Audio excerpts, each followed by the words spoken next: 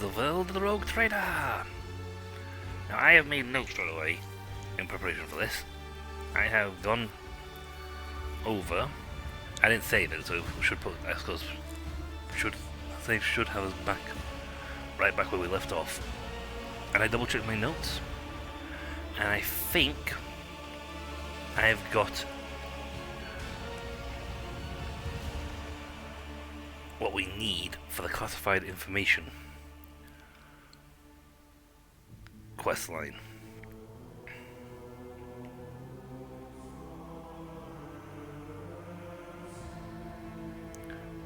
Now, don't quote me on this because I may go wrong, but I'm fairly confident that I remember what we got based on notes received from other people.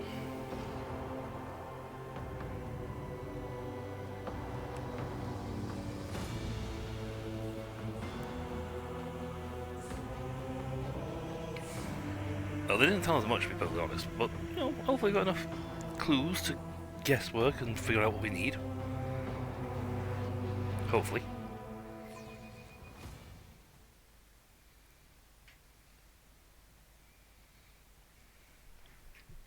Boom. We're here, at the palace of the Von Valancius dynasty. Absolutely nothing happens. I mean, you can go talk to a gent over here, but,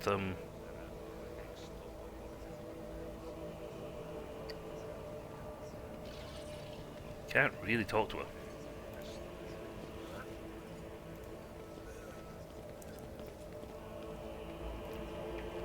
We're in a sort of a weird little pseudo map location.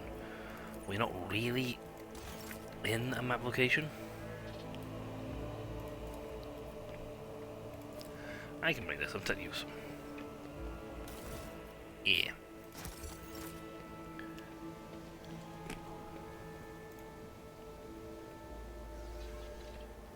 I had security passes as well, just in case. Those goodies. But yeah, our companions are sort of just like meandering around, just milling about.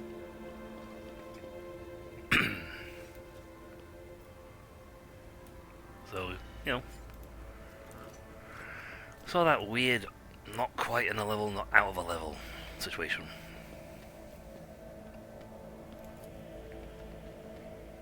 It is a non-hostile location where you are unlikely to get attacked. Unless something is actually happening, you know, scripted. In which case your friends, your allies will jump to your aid in a set border as scripted and will aid you. Other than that, nothing happens.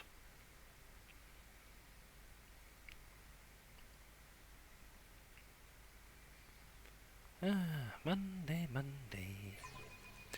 Ba ba ba ba ba ba ba. God, we are getting to the end of this run.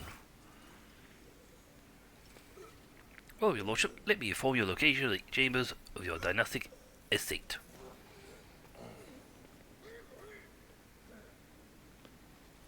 The main throne room is upstairs and straight ahead. Your subject, Achilles Scalander, informed me that he humbly waits your opportunity to meet you there.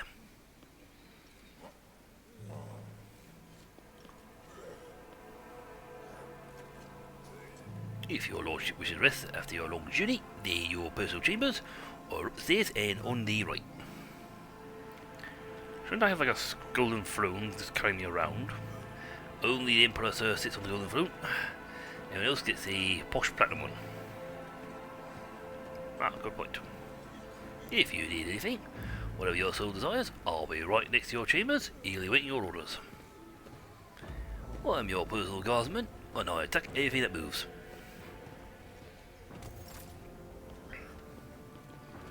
See? There's various things down here. There's aristocrats, wardens, more aristocrats, servitors and whatnot.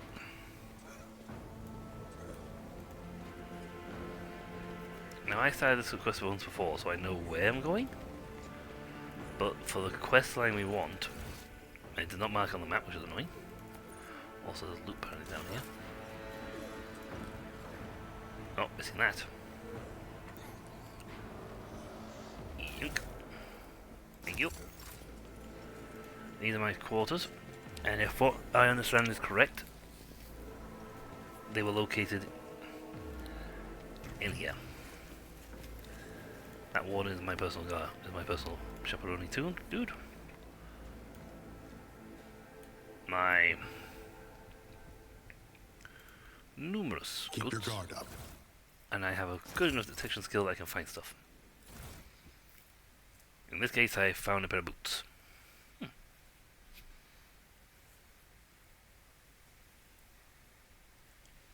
Yeah.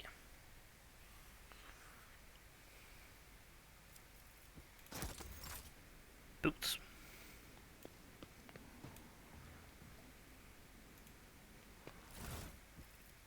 Some electrified shardnet.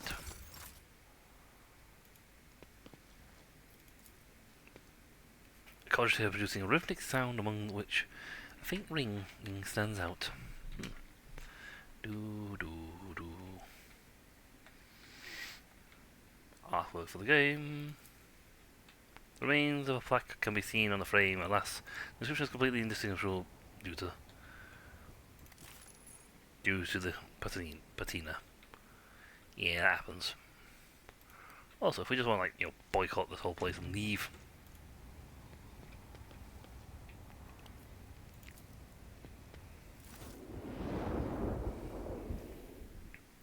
This is very high up, by the way.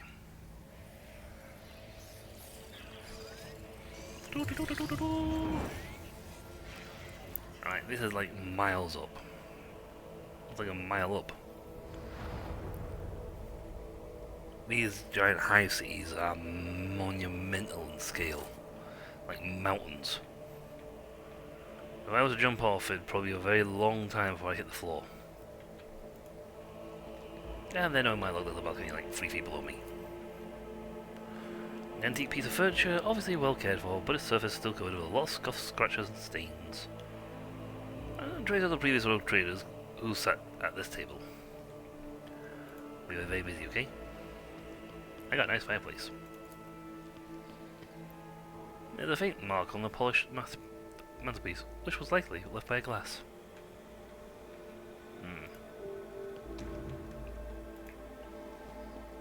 Then you have my bedroom.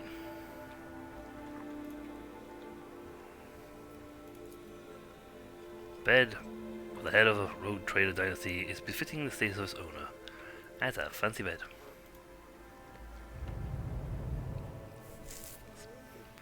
Book, you find a hidden door. Yay!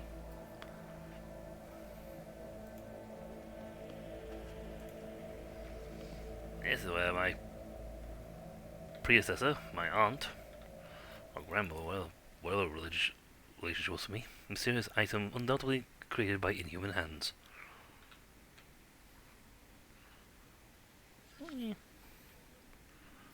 more like a flamethrower to me. A mysterious Xeno artifact rests in a status field. If we go far enough away and that thing's away, we can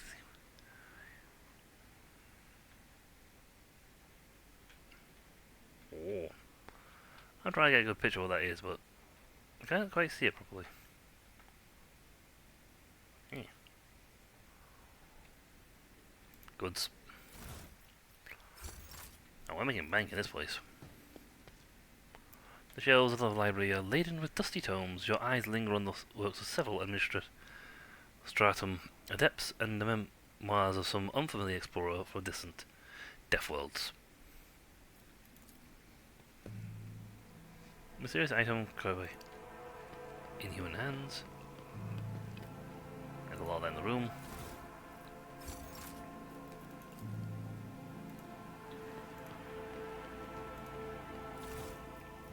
Hey, a zealot cloak. Let's see, when the wearer hits an ally with an area attack, the wearer gains +1 stack of zealot effect until the end of combat. The wearer deals 7% more damage with their area attacks for each stack of zealot effect.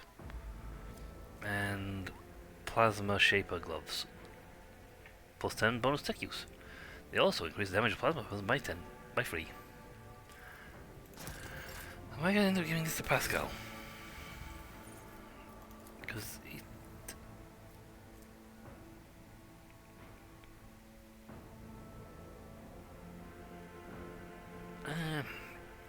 yeah, not really an issue to be honest, both the same thing. So why don't I just give you the thing that just makes you absolutely stupid when it comes to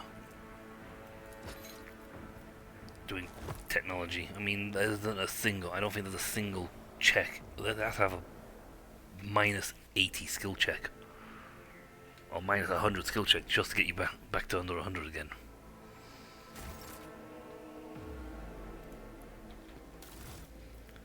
The empty glass of free, unknowable bottles of wines in the finely crafted table made from dark marbled wood. Ash also a really nice table. Dust accumulated on the raised oil smears. Is this servants? If servants ever access this room, they do it very rarely. The rare books arrayed on these shelves with their lavish, almost prestigious bindings seem to be identical.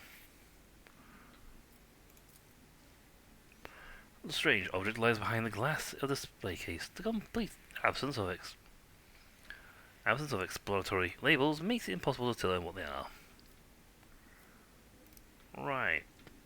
I don't know how many attempts you got this, but I can go for it. Sit down, boy. This secret room is remarkably quiet and almost homely. Perhaps your predecessor used it when she sought complete solitude. Listening to the muted melody coming from the Vox speaker, you can easily imagine Theodora reading a book with a glass of expensive red wine in hand. How a glass of wine? Three sealed bottles sit on the low table. They are labelled Grandmaster's Blood, Boon of Terror, The Flame of Purity. Recall the vision of the past Idira told you about. She said Fidero's favourite wine was the Flame of Purity. Then that's one we shall have. The wine fills the glass, glittering in the dim light of the room like liquid gold. Its tangy flavour burns your throat, leaving behind a spicy, biting aftertaste. You hear a short, faint hum as an unseen motor stirs into motion. Several books are stacked next to the sofa. Some appear ancient, while others look like they have never been opened. Among Theodora's data that have been restored using your cogitator, the phrase Litanies of the Motive Force is the title of one of the books here.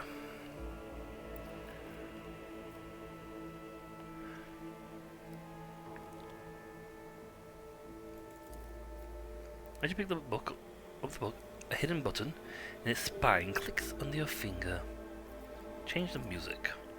The vid screen of the data slate before you displays the names of several Vox symphonies. Low Imperium Test. You recognize the melody that is playing right now. It is the first part of 36 parts of the Symphony of Honor and Duty.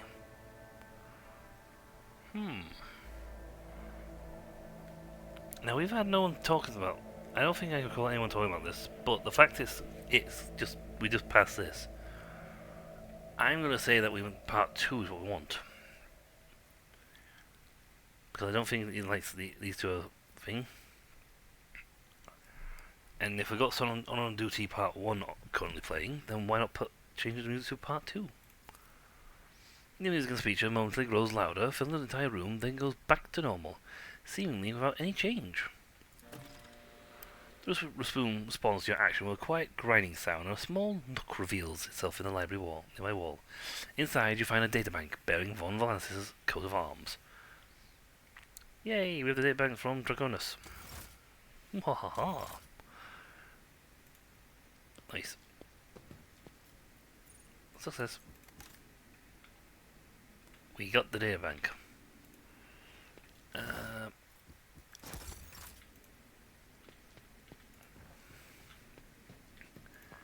I think we can turn this in after we've finished in here. Because you don't lose access to this location until afterwards, until later. On the other hand, we could jump up and out now. It's not that we can't come back in here. We can't come back. Everybody's in here, by the way.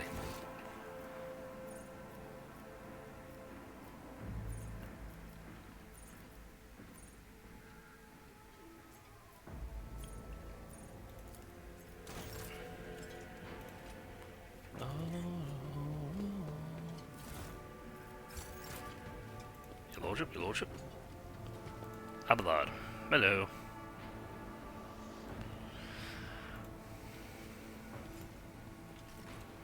Can I even leave the room?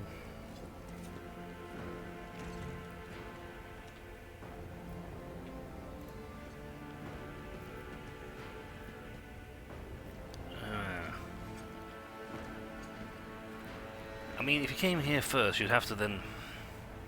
I think the thing is, if you came here first, then you'd have... No, it can't be you can't alter the thing. Or undo the mission, because... I think you fail it if you do something else first?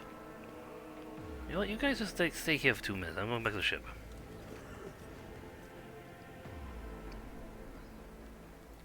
Shouldn't we be doing this holy thing here? No. I'm gonna go back to the ship. I want to do some... I want to turn this quest in. I'm paranoid that something's gonna happen and I won't be able to get to it.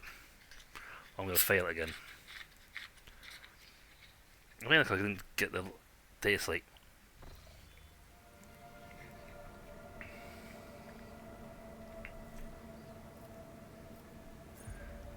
Yep.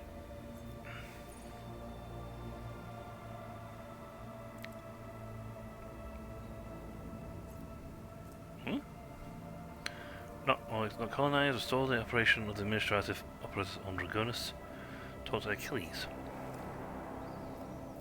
Okay.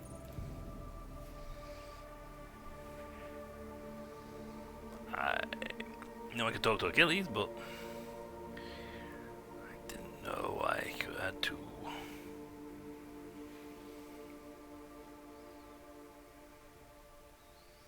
Do something there as well. Maybe I've got to sit on the throne and activate the systems. I mean, it only gave me this choice of 2 locations. On the planet, not like it's got like 100 locations on it. But I want to turn in the stair slate in case it fails me. Again.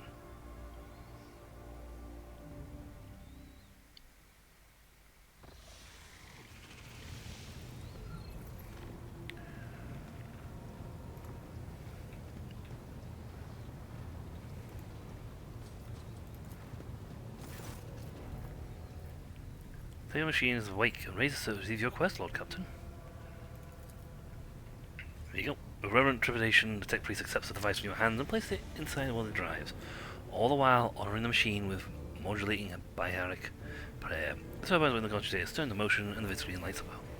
Input pack of stun true.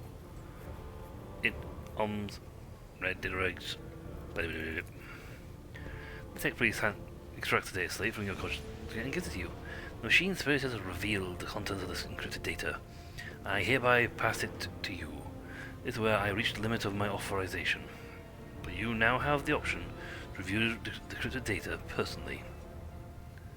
Ooh, personal notes. I lost the fame, I got the personal notes. The databank decryption procedure has been completed well. Complex simply stops short. The green lights is visor fixed on the concentrator's vid screens, flicker nervously. Strings of numerical code begin appearing with frightening speed. This time the numbers are interspaced with words you can understand, and those words form legible sentences. Input, unpack. Epitaph brought her to the beginning. Epitaph begot the incident that which destroyed and changed everything. The incident became the starting point. 542361. Input, unpack, nom OS analysis status initiated. The incident breathed life and marked the beginning of all. It marked the beginning of Nomus. It created Nomus. Nom OS. The tech priest, now alarmed, is tapping the keys on the control panel. His biharic prayer gives way to distress whispering. Unacceptable deviation, violation of the sacred protocols, possibly of tech heresy. Omnissiah, shield us all from heresy. few months later, the victory screen darkens and flickers alive again. Input prompt, num OS.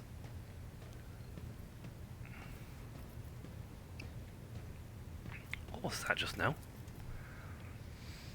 The imperfection of the Vox transmission made the text priest's voice sound even more worried. A catastrophic mistake. A heinous violation of purity of the hallowed code. This mechanism is touched by heresy. It is branded and tainted by it. Now the machine spirit produces code as before, and yet, Lord Captain, heed my plea. All operations on this machine must be halted until the Engine Seer Prime has inspected it.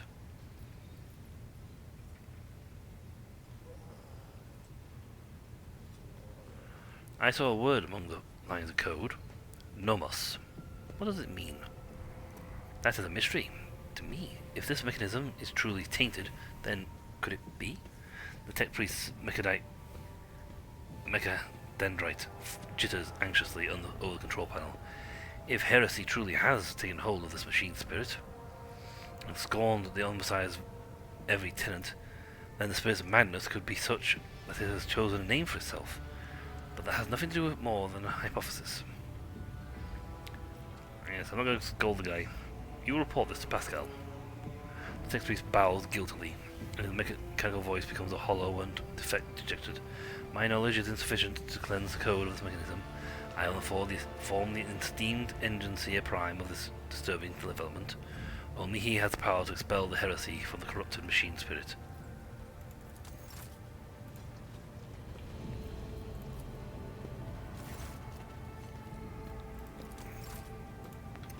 Hey Pascal. My computer started calling itself Nomos. The other guy seems worried. The Messiah knows all, comprehends all. May your labor. Okay, so nothing's than that. So we now have, though, a piece of data. Please, notable. Should be the last thing. There you go. Info. Data deleted, entry damaged. Drew trader like a lackey. It is humiliating and dispiriting to put up with the part of an errand servant to an imperious madman vested with greater power than that of any rogue trader. Alas, when one side of the scales holds my pride and the other the fate of the Von Valancius Protectorate and my entire bloodline, choice becomes a futile illusion.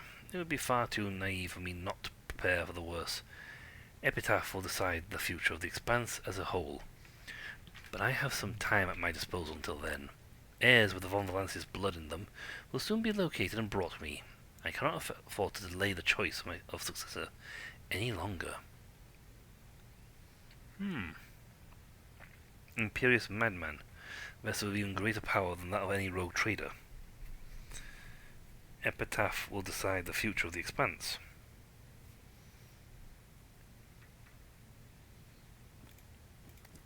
Interesting.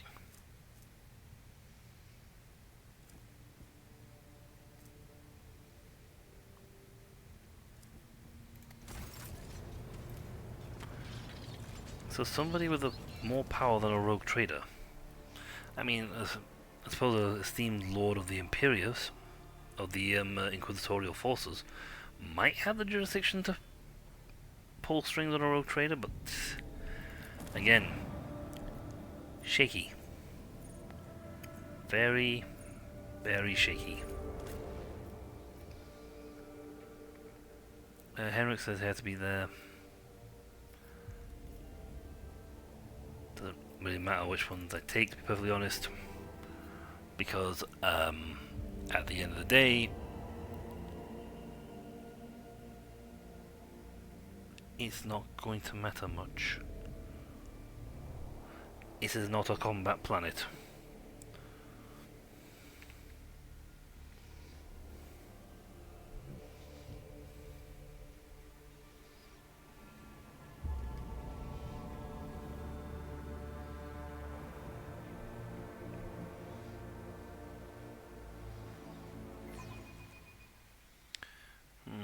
It is worrying though that Theodora felt something was horribly amiss.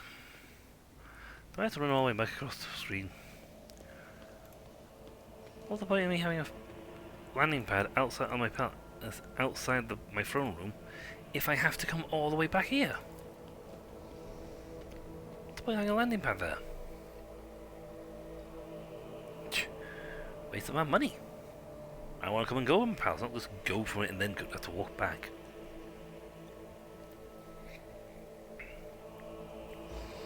I wonder how this will play out, having my massively heavy defense system in the system. Because, unlike last time, the first time I played this game, I did not have the space station.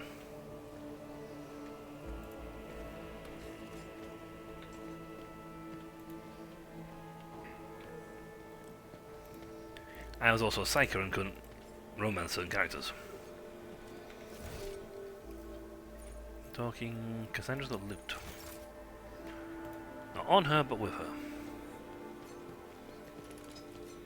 Hello, Cassia. Yeah. I didn't pick a single one of it.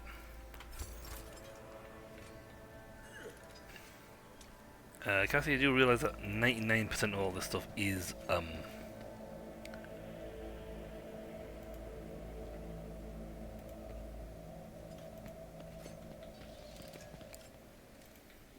not my choice. Pascal's happily going to sit in the corner, looking at data.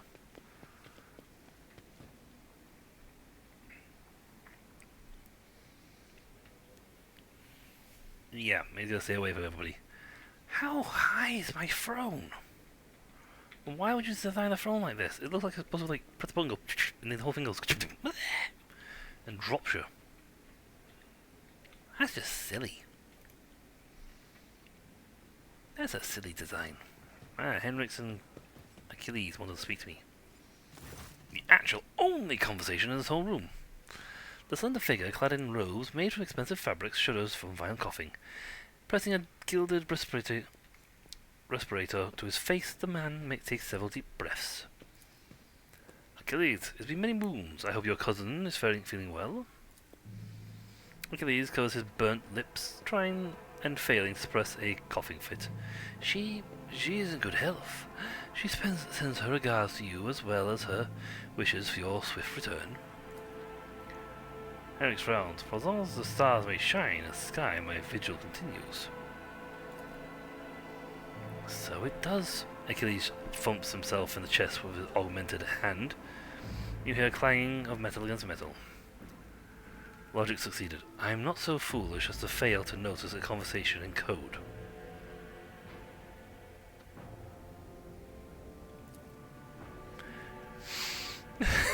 It's like, I'm not stupid. You're talking in code. Your insight deserves the credit, Road Trader. Then again, I expect nothing less from Theodora von Valence's successor. Allow me to introduce Achilles Galander properly. In addition to his duties as secretary to the Administratum, he acts as an agent of the Golden Throne under my aegis. Master Scalander was transferred into my remit by a colleague who is engaged in other matters in the Chronos Expanse. I am sure you will find Achilles' service useful, especially when dealing with schemes of humanity's foes within your borders of your protectorate. Greetings, Lord Ubel von Valensis. Allow me again to express my deepest condolences on the loss of Lady Theodora. I will do everything I can to track down and destroy all of Conrad Voltiga's accomplices on the capital world.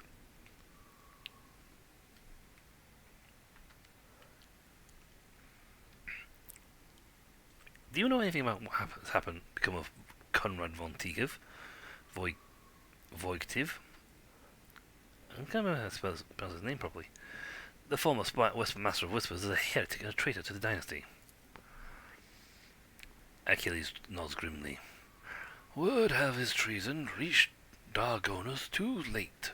Conrad came to the planet and left it almost immediately. Once he had sown discord in the minds of the gullible and naive, The worst of the rumors he started was that you were the one responsible for Lady Theodora's sudden demise. Of course, your loyal subjects did their best to skin alive any who showed signs of doubt, but it seems unlikely that the wardens got to everyone who has allowed doubt in their heart and now nurtures it in secret. Oh, you promised me a report on the present state of the affair, Protectorate. I have already forwarded all official reports to your seneschal. As of the conversation we're having right now, I wouldn't trust any paper or data slate with its contents.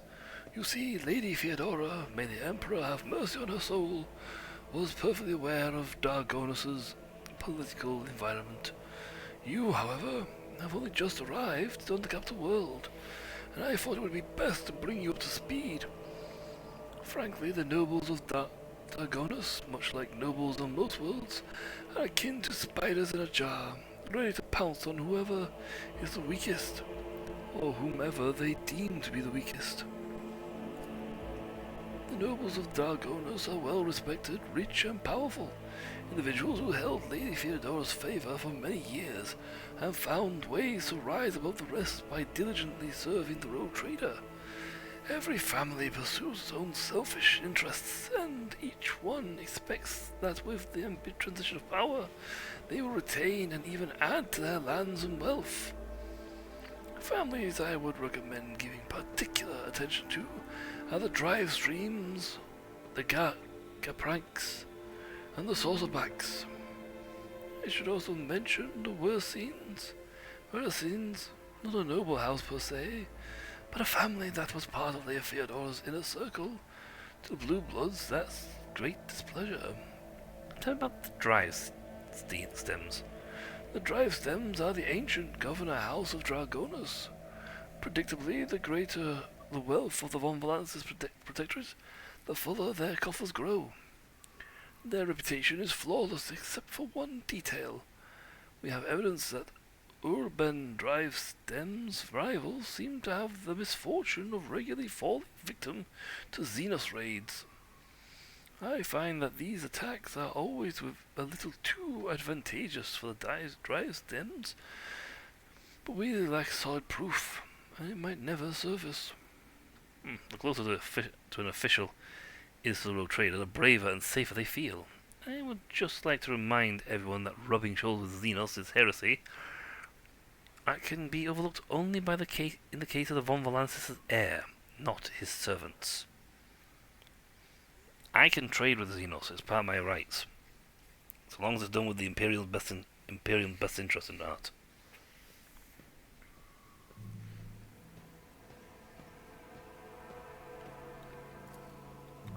Well, the Caprax. The Gaprax hail from the remote Forge world, and among their distant relatives there are many servants of the Omnisire, and the house itself is close to the cult of the Adeptus Mechanicus, both in spirit and in their business connections. The Gaprax oversaw the industrial shipments within your protectorate until recently. Ever since the astropathic communications with Kiva Gamma were severed, they've been quite concerned about the security of the planet placed in their care. I've been to Kiva Gamma already. The planet was tainted by the cult of the Final Dawn. These are grim tidings. It's a tragedy that an industrial world of such tremendous capacity was brought down by the pernicious influence of the arch-enemy. Pernicus. I need to figure out how to say that properly. Perhaps my colleagues can pick up the cultist's trail in the cold void. Of course, it would be a small consolation to us all. What about House Saucerbeck? Which is the same name as the person who in charge of my peoples. Religious and hard-working, the Saucerbacks own many enterprises, including distillation manufactorums that produce promethium. I must note that lately members of the Saucerback family have been prone to overly liberal statements about the Von Valancius dynasty. They believe that Lady Theodora is a bit too keen to leave her worlds without proper oversight. And the Wersines, my dear colleague. The Wersines are a line founded by Lady Theodora's seneschal, and as such are normally considered nobility, at least from the standpoint of the Imperial Navy, from which Lord Abelard hails. On Dargonus, however, their position is precarious. Firstly, they were never granted such an official title, a process which has been impeded for decades by the old houses of Dargonus, and secondly, the other families do not see them as equals, but more upstarts clinging to the rogue traders' favour. The Venetials are responsible for the capital world's fleet and the majority of the cargo shipments on domestic routes. After hearing all that, I now feel the urge to have every one of those sycophants executed at once. He shrugs. You are naturally well in your right, rogue trader, but remember that this will cause the multi-layered bureaucratic system of Dargonus, your entire protectorate, in fact, to come apart at the seams, and that's not even considering the likelihood of attempted reprisals from their families and allies. I would hold off on the death sentence. Act with restraint and wisdom. Present for all to see sufficient proof of the unwanted house's guilt. Do not mistake me. Mass executions are one way to solve your problems, but in that case you should weigh up every possible scenario before you act. Yes, essentially, try to make them feel sheepish and foolish, and make them to be the bad guys. If they suddenly look bad amongst their peers, they will quickly back down and try to save face. There was, your lordship, and this time it concerns the main reason for my presence on this planet. Xenos and the threat they pose to you and to humanity as a whole. The last few months have been difficult for the people who reported to me. My eyes and ears scattered throughout the crow's expanse. Warp disturbances, astropaths overcome with madness, ships disappearing in the Imperium. Many of my observers and contacts have gone dark, or have been killed by some calamity or other. I still manage to establish communications with some key individuals who are able to warn me about incoming threats, including Xenos raids. It is within my power to supply you with the intelligence on where and when the Xenos will strike next.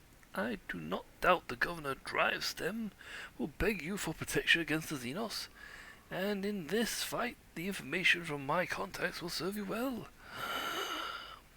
I beseech you, Ubel, if I ever report a threat looming over a ship or a planet, do not dismiss it. Sometimes it takes an intervention from the rogue trader and his mighty void ship to avert disaster.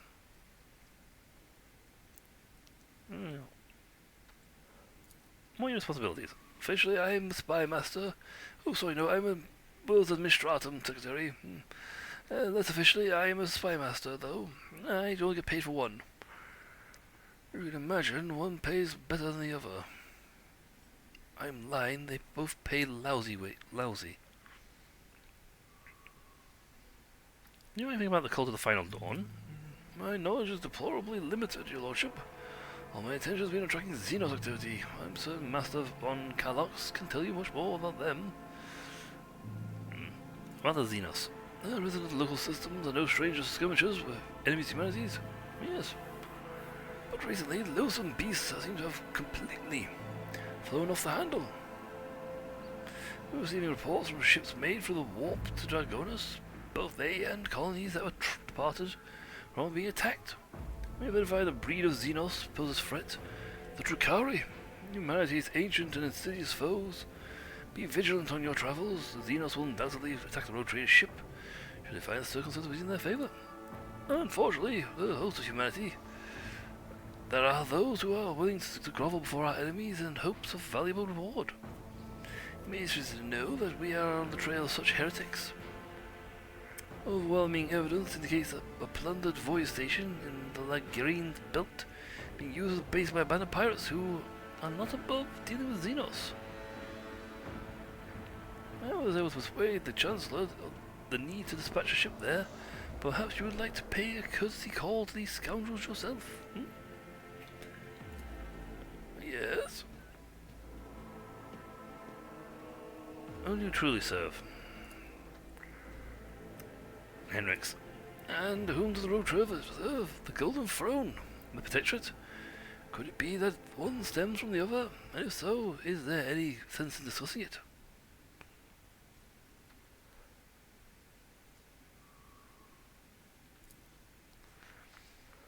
I'm under control, and yet I am not limited to make use of classified information with interrogators, agents, and whether they I see fit. There is no point in pressing my agents. None of them would ever reveal such vital information, especially not in my presence.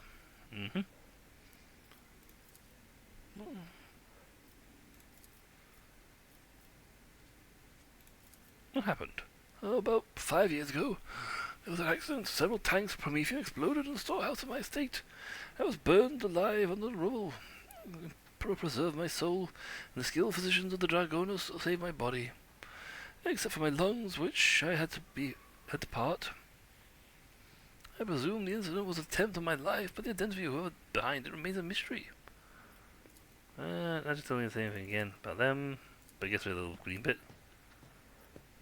Oh, I want to say something else.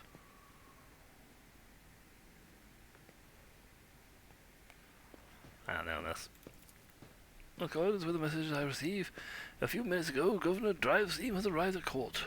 Imagine that the Chancellor is already prepared to arrange the meeting. All that's left is to notify her that you reach the Old Bend.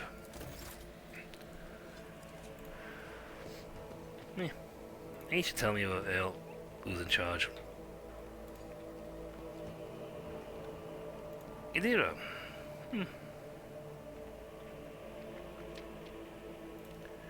Clementine! Hello, your lordship. Clementine bows her head politely. For a chancellor to a rogue trader, she is dressed rather simply. A parade, doublet, polished boots, and a comfortable cloak. She bears a sabre in a gilded scarab. Whether for show or protection, one could not say. Only her ring with the Werserian coat of arms indicates that she is of the highest social stratum. The governor is waiting for on the planet periphery of the palace. Please let me know when you'd like to see him. The sharp gaze impeccably straight back, the composure. For a moment, you feel like you're looking at a younger version of Abelard himself. Not his heir. Judging by the scars on the exposed parts of her body, Clementine saw her fair share of combat prior to assuming the position of a Chancellor. What are your responsibilities as Chancellor? Put simply, I am your trade representative. Any and all decrees, deals, official communications, and messages meetings are first reviewed by me and then forwarded to you and from you down to the hierarchy. My purview also includes overseeing your lordship's property and palace, the estates, and many gardens, and other the Dragonus that you have inherited from Lady Freydora, and whenever you are present on Dragonus, consider me your personal secretary. Tell me about Dragonus. All deals and important decisions are made here in the capital. Many years ago, the ancestors of Lady Theodora signed an agreement with the Adeptus Administratum which allowed for efficient management of the world and naming systems. In accordance with the decree, a share of the planet's population was assigned to the Administratum and converted to servitor scribes. They now toil across the entire world. And Dragonus is also the seat of several noble families who run all the major planets in the Protectorate. If I may express my not-so-humble opinion, they care very little about who exactly stands at the helm. Those piranhas think only about their own profits just as much as they do about the prosperity of the Protectorate itself, if not more. And lastly, Dragonus has its own fleet, a luxury unavailable to the vast majority of the worlds in your realm. In addition to warships, the Protectorate also employs privateer ships which are used to transport cargo between worlds. Unfortunately, not at this time, your lordship. After the few representatives of the Astra Telepathica on Dragonus went into a frenzy, some of the Psychers were tragically pacified by the respective authorities. Since then, communications with the neighbouring systems have been unreliable at best. Thanks to the Master of Mankind, that you managed to find your way to the capital. Over the many centuries, an intricate hierarchy has formed within the ruling elite of the Dragonus. The great houses do more than plunder your treasury. It is replenished to a large degree, thanks to their administrative work and their lands. Naturally, you can get rid of anyone who you consider surplus to requirements, but right now that it could threaten the fragile stability that is currently holding the Protectorate together. Anything else you should know about? Apart from the disruption in communications, Draconis was recently raided by the enemy's humanity. However, the fleet, under the command of Captain Marfis Werstein, triumphed over the accused Xenos. If you ask for my opinion on the matter, we have the situation completely under control. You catch her avoiding your gaze for just a moment. For the first time, it's obvious that Clementia, is looking out for her house's good name, but despite the confidence in her tone, you can tell that she does not entirely believe her own words. Tell me about Drivestein.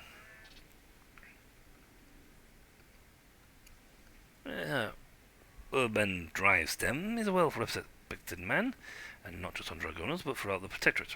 For many centuries, his house has supported the capital's administration and the logistics between the Von Valancia systems. The Drivestem's efforts secure years of order and prosperity for Dragonas. What's more, Lady Theodora personally insisted that Lord Urban specifically be made the next governor. Yep, I see this one. No, I don't believe I feel it either, your lordship. Clementina's eyes steelily stare into the distance, her jaw clenching visibly. She speaks in a polite but clipped manner, clearly flustered by your insight. We have different views on how to run a world. We sometimes have the discussions over the laws that are enacted, but we both work for the good of the Von Valancia's Protectorate. That much can be said without doubt. Thank you for the report, Chancellor. I serve the Von Valancia's Protectorate, your lordship. Achilles, does he cause any problems? Why not at all, your lordship? Secretary Salander is an outstanding individual and a loyal servant of the Von Valancia's dynasty. In Lady Theodora's absence, we collaborated on a number of issues related to the well-being of your domain, and he has proven himself quite capable. I don't know why, but even the governor trembles before Achilles, which is unusual for a man of his, shall we say, standing. Yep, that's because I think he's got a grasp that Achilles is something more than he's lets on.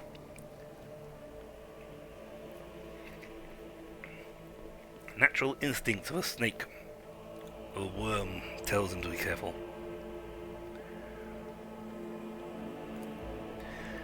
I shall arrange for him to be escorted to your study. Ibel von Valancius, 20th in his line, rogue trader, keeper of the sacred warrant, and ruler of the cross expanse from which Karnak system and the 100 dreamed crossroads, I bid thee welcome. Urban Drivestem, governor of this great world, first and foremost, please accept my deepest condolences. It will be difficult to recover from the loss of a woman as great as Theodora von Valancius. It pains me to think that she is no longer with us. The citizens of Dragonas and the entire Protectorate grieve alongside you. Please allow us to declare half a year of mourning so that we can honor the memory of our beloved lady.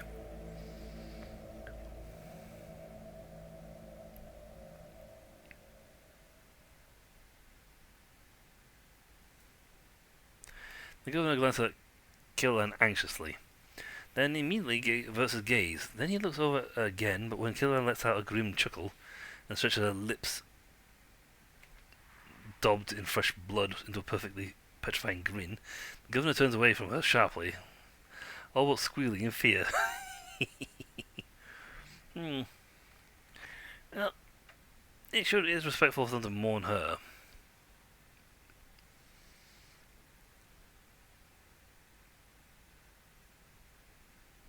And more, this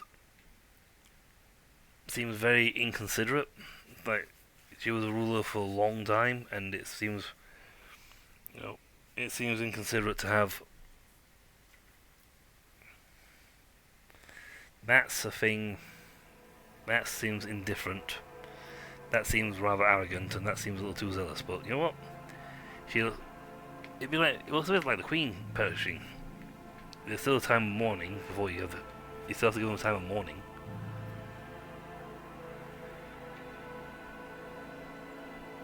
I don't mind if it was a full year of mourning, so I will immediately give all the necessary instructions, your lordship. He casually presses a few buttons on his cogitator built into his gold bracer. Esteemed you, Belle, Lady Theodora was a strong leader, and we ought to follow her example. Let us lean on our wisdom and preserve persevere in spite of this tragedy. Together, let us carry on where she no longer can by leading the Von Valance's protectorate to even greater prosperity. Alas, it won't be an easy task to accomplish. Some time ago, the astropaths of the Dragonus flew into a rage and had to be subdued. We are gradually restoring their ability to speak with the neighbouring worlds, but the contacts are still weak, and the routes are tangled and no longer lead to the systems that the captains expect them to. Given that the vast majority of ships in Dragonus Navy travel without relying on the service of the navigator, without your engagement, the well-being of the Von Valance dynasty and billions of subjects is presently at risk.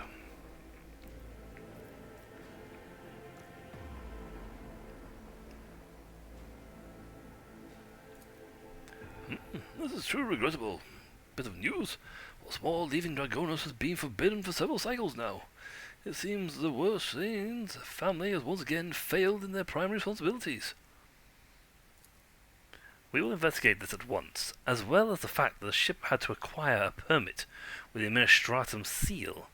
Does your nephew still serve at the Administratum Palace? Hmm. One of the cogitator built in the bracer and looks up for you in surprise. I don't understand. The ship did indeed depart from orbit, but it did so, if you can believe it, on the rogue trader's authorization. That's why no one dared to impede its departure. Lord Captain, it seemed Conrad somehow got his hand on a copy of the authorization, or perhaps even the original. A tool like that in the hands of a traitor does not bode well.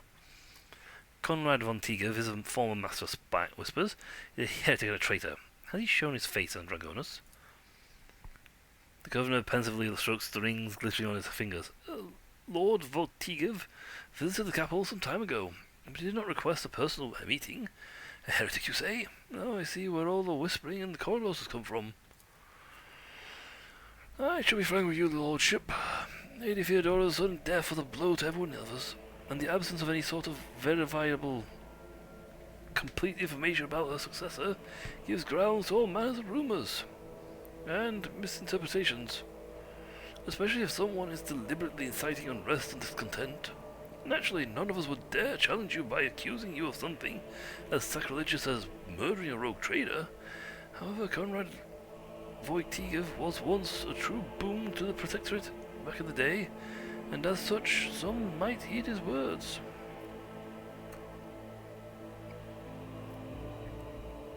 Publicly rip out the vocal cords and tongues of every slanderer and replace them with vox implants that sing the praise of the rogue trader without interruption. I should think that'll serve as a reminder of who rules this world. Slightly too violent there, folks. I sentence all who would have dared make heretical remarks about the rogue trader to servitude in piritus. Machines aren't prone to dissidents. And Iconoclast, which is what we're playing. My subject's doubts are understandable. Too many things have changed in too short a span. I prove myself worthy of my position. It's quite right, if you're new to the job, this could be absolutely monumental. A case of too many things happening at once. Why, Belle, your desire is most commendable, but please do not forget, a ruler should never bow to their attendants, or some might see it as a show of weakness.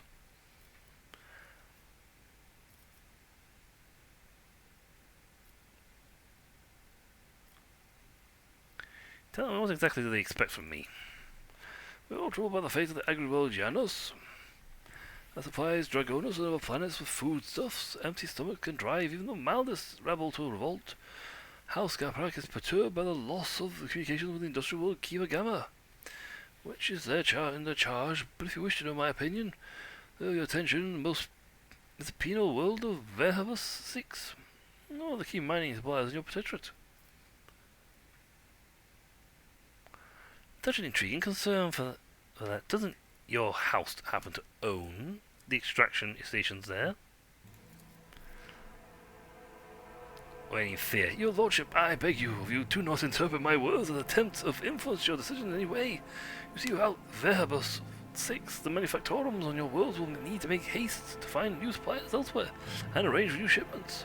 In these troubling times, they run the risk of delays and other most tragic mishaps. The possibility of one Lance's family. I've already been to Kiva World.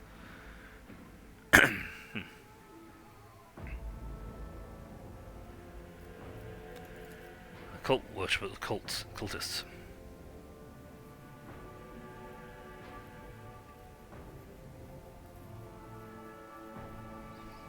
Woeful tidings, your lordship. I assume that House Gaprak is in for official investigation. If I may remind you, they have particularly close ties to Dentus Mechanicus and serve as patrons for Kiva Gamma, not to speak of the defense of criminals. Your lordship, but from where I stand, the outbreak of heresy on Kiva could hardly have been perpetrated by a noble family who stands majority of their wealth should the industrial world fall. I doubt Gaprak had anything to do with this incident. Our views on this matter align, your lordship.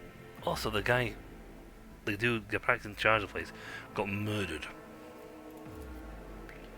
The industrial world.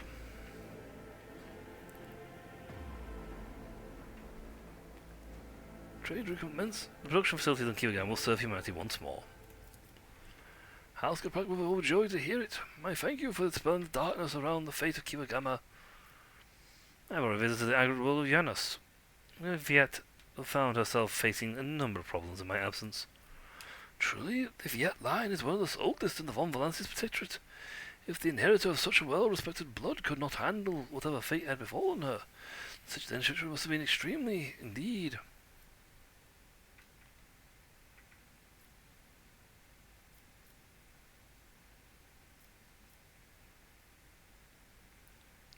Then Viet is no longer in charge of the world. She is dead. I have delivered Janus into more capable hands. She didn't succumb to the power. She wasn't actively worshipping it herself. She was tricked into worshipping it. The thieves try and build it up, make it better. The Viet line is broken. Such horrible news.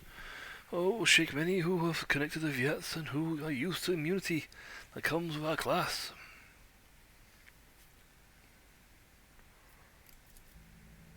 Your lordship, Xenos. I do not rightly know where to begin. Overworldly beasts are not an uncommon sight in the current expanse, but they've been a menace of the worlds of this side of the more for decades. But now, those abominations on the rampage. They show no signs of fear as they attack ships, either damaging them to the point where they become unfit for transport duty, or outright getting them. Only you have the power to stop this madness. We are in the process of restoring the Astropite Choir of Dragonus. Locally, we were forced to slay only some of the deranged psychers, although those that remain are still yet unable to transmit messages. I hope Master Scalander will keep his word and offer you his support in the war against the Xenos. According to his reports, the regions of Venerabus 6 has been particular concern. Cycles, which is all the more reason to discover the colony's fate as soon as possible. Now to the issue of smaller scale. There's a certain degree of tension in the capital due to the unorthodox succession of the Secret Warrant. Chances of uprising are minimal, of course, and the spreading of rumours is nothing but a sign of weakness of mind and spirit. Nonetheless, I've prepared a list of minor houses that have demonstrated unseeming discomposure at your succession. What's to be done about them? Commander, spin us a blood-spun web, and they will set a fine snare of retribution. We will whisper names, and the whispers will drown out insolent voices.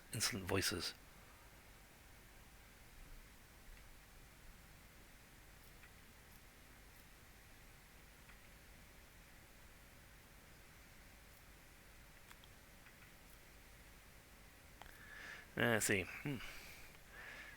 Let's go on an noblish lavish gift on my behalf and make sure that my generosity does not go unnoticed by the rest. Make arrangements for public purges. All who have sullied the rogue trader's name must be met at definitely executioner's block. I care not for those hyenas yapping by my back. Leave them be. They are no threat to me. Eliminate the most prominent malcontents quietly. Do not threaten their entire families. Hopefully these steps will be enough to keep the rest from causing any more troubles. It's dark, but if you take out the ones who are the most prominent, the others will suddenly think that think twice about throwing, slinging, going at it. Once your lordship's wrath descends upon the guilty, have no doubt there won't be a soul on Dragonos willing to share their fate. And one last thing, your lordship. Your inauguration is bearers of the sacred warrant is but a matter of time. I would like to inquire about one crucial detail. Imagine you are intending to uphold the centuries-old tradition, bolstered by an equally long-lasting friendship of being represented of Dragonos by one of the noble houses. I presume that, as before, the duty will be according to house drives, then?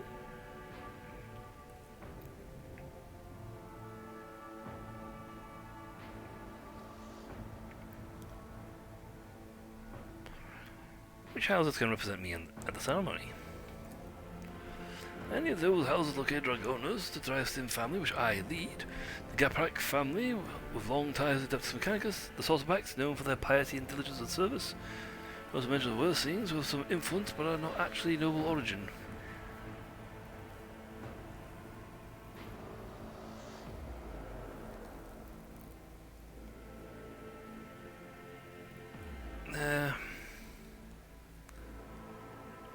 I suppose I can keep the tradition on this one, because I don't want to have the guys start sliding, and the way scenes are still there, being blocked by the other houses, until I can get... I need to get enough authoritative shunt push to force the other guys to back down. And they're used to certain things being done, so... I never doubted your lordship.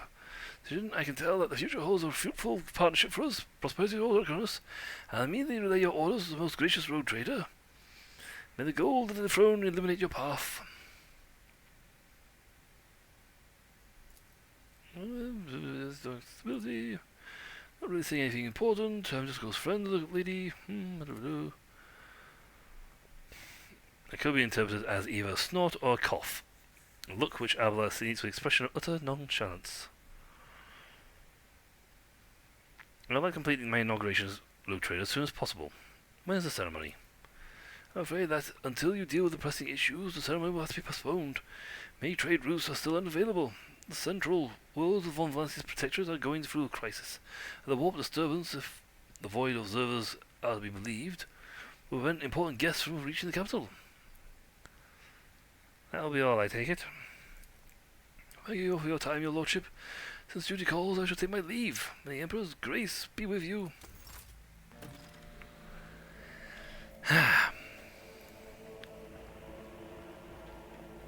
That's that done.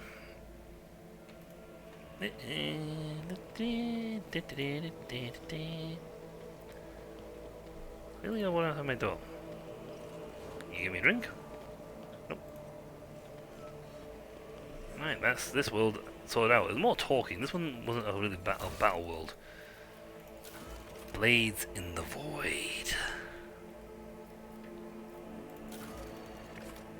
She had our celebration. She wants us to go back to the crew on Footfall to celebrate.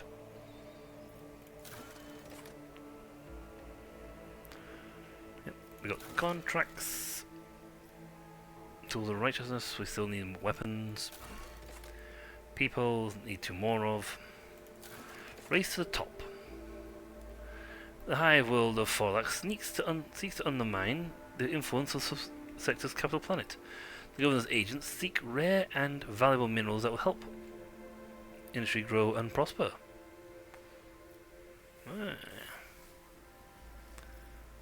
I should complete that. I'll get myself product to do. I am really rich. Good God. I have never had that much. There's very little I can't buy. So like, yeah, I got money. Okay, I got money. Yeah, I should look at my colleagues while I'm here. You are Hull Railways on the way. Kiyogama, how are you doing your thing? You've started your thing of the Armoured Rage, which is the highest one right now. Oh, we have got all of these. So I'm guessing future chapters there's more unlocks that you can get. Dear God, how much more do you get for this thing? Armored Rage is going to give me weapons +2 and weapons and a Titan Forge Lance. So I picked it. And Janos is currently doing nothing. Because I need to get this up so I can get that going. And get the monstrous servants going. But I need 6 people for.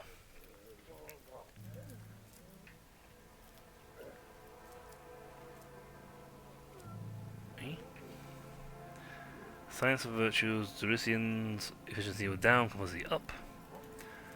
Rolls was I'm gonna be pulling the Unreal. +2, chemicals 5, people free, Xenotech 1. Why is it with you guys only on people?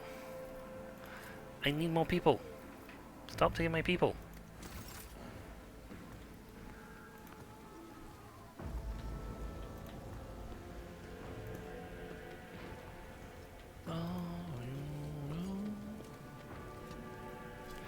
Anything else in this? Yes, apparently I missed loot. I missed loot in my own thing. I know multi-kit. I have about 22 of these things. I'm just going to do them. The only chance I got. I'm going to break my own safe. Go figure on that one.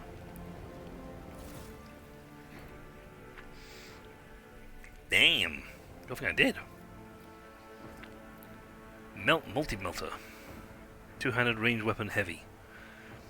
Oof! Hits 21-28. Now that's a hit. AoE attack or... Ooh, wow. I don't have melter weapon proficiency. But a certain sister does.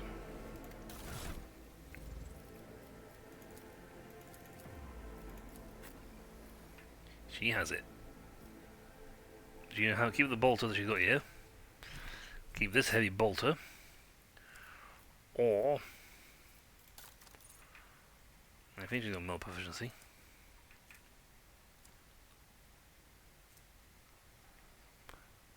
That's a actually really heavy flamer. Do I not have melt proficiency with you? Well, I'll be darned.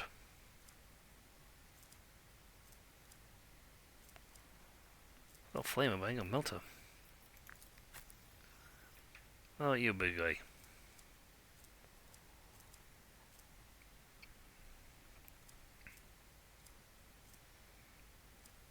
Ooh, wow. Does nobody in my team have Melter? Well, we got Melter Ultimate, so we also have the Melter Proficiency.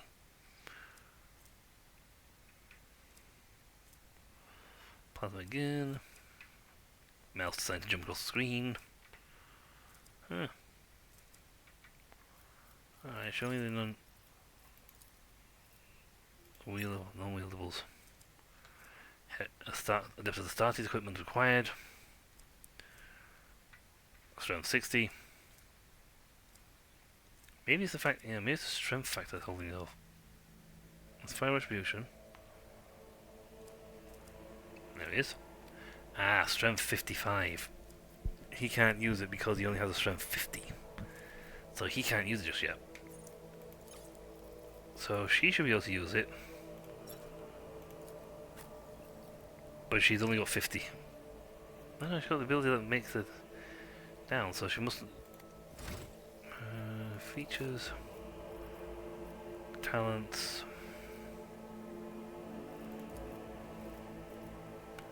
soldiers, origin talents, firearm, bolt weapon expertise. Yeah, I don't think she has the melter ability.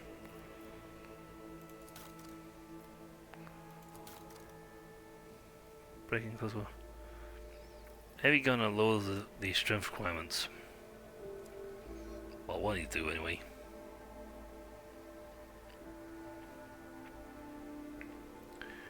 Yeah, she doesn't have the here's one, no weapon proficiency. She doesn't have the melter weapon proficiency. Yeah, she's got bolter and flame, but not melter. Still. Good gun. Now I'm gonna leave. I'm happy I picked up that gun. That is a good gun. Just wait for my guys to get here now. Do-do-do-do-do-do-do-do. Whee!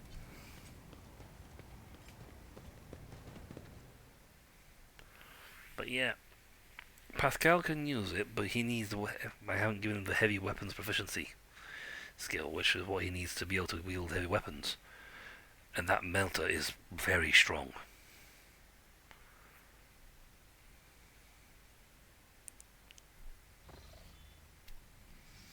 There you go. Terrible news from Dargonos, Lord Captain. A subsidiary of the Hive City, Siphon A4, has been destroyed in a series of cascading failures. Production has halted, millions of people have broken their vows of obedience and are fleeing.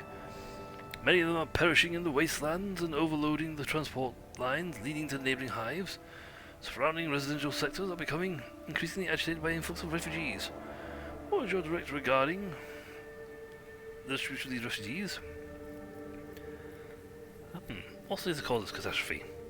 It is unclear. The noble houses are casting blame on one another. Agents of the esteemed Achilles Salander, stationed there, died heroically while trying to save the population from this disaster. Their fire reports mentioned some vulnerabilities in the industrial sectors on the lower hive, but did not go into further details. All your servants are currently too busy dealing with the consequences of the crisis to investigate its causes. What say my advisors? Death of Achilles' agents trouble me. They may not be a coincidence. Until the cause of the disaster can be concretely established, I would avoid letting refugees into other hives. There may be saboteurs among them. I recommend setting up prohibitive cordons where the refugees can be contained in the wastelands between the hives. The Emperor bids us to face often the cruel strokes of the fate with dignity. If the other hives do not wish to accept the unfortunate victims of this tragedy, then let the victims themselves teach those living in the hives a lesson in resilience and humility. I am sure the ecclesiarchy will aid the refugees in constructing camps to survive out in the wastelands, and establish a community of proud desert-dwelling martyrs. Such harsh conditions will be a crucible of fortitude and fearlessness. This tragedy might a feat of spirit. The noble houses are trying to wash their hands of this. How predictable. And yet, it is their duty to see that the planet meets its teeth obligations and brings glory and revenue to the treasury in your absence. Let the aristocrats see to the refugees, and not stop until every one of them has been put to work.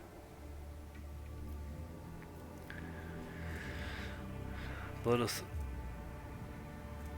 Road Trader gains +1 deflection and 3% hit chance.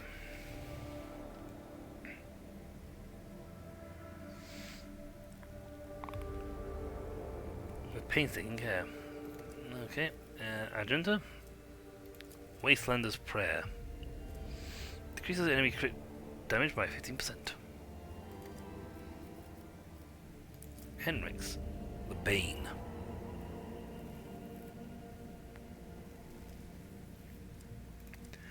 I'm gonna have to take Argenta on this one. See, that one doesn't actually give me efficiency either. It gives me efficiency and a thing. He who dares to remain deaf to the pleas of the destitute shall be branded a traitor to the faith. Large labour settlements were set up around the ruins, and the refugees from the wastelands and neighbouring hives have been rounded up there, in the harsh wastelands, scorched with industrial poison. With only the bare modicum of food and clean water, the settlement's residents have begun the arduous and dangerous task of rebuilding their fallen home. Many of the ecclesiarchy's priests sought to share this burden with the poor souls coming to their villages and preaching to them about the righteousness of hard work. Some priests have even chosen to stay in the camps permanently, where the desert cults of the Arcanite martyrs have begun to gather around them, glorifying the Lord Captain for granting them the right to suffer for the glory of the God Emperor. You're all idiots. Oh, let's find that throne room. I didn't go that one. Okay, new hive city will be established on top of the ruins of Siphon. Blocks Project Emporium. -1 profit factor, but this costs my whole system. I get people and I get security across the whole sectors. Nice one, me.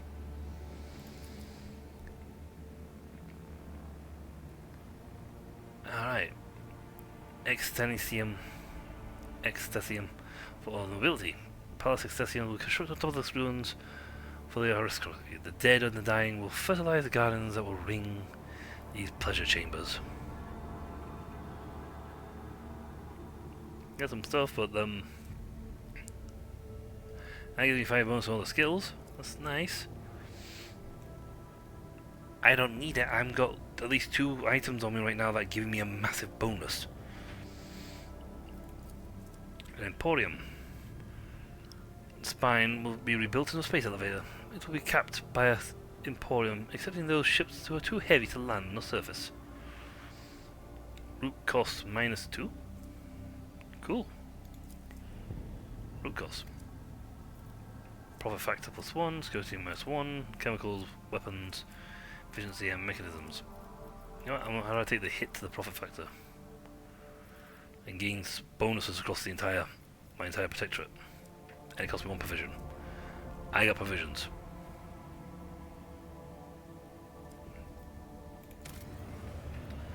There you go.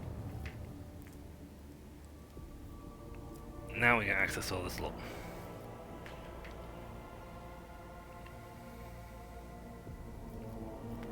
It only gives you up to rank 3. There's so many things to do. But it'll be a while for this one's finished.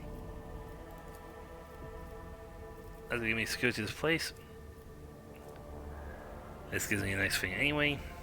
So it gives me a bonus anyway. It's giving me, I guess, efficiency and security.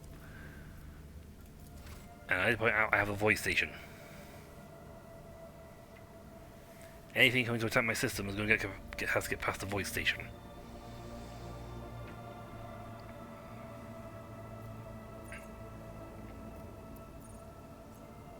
See, other than that, I don't think there's anything else in the system to do.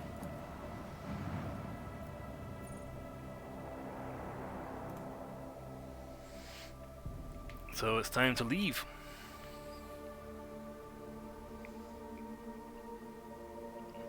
Star trekking across the universe.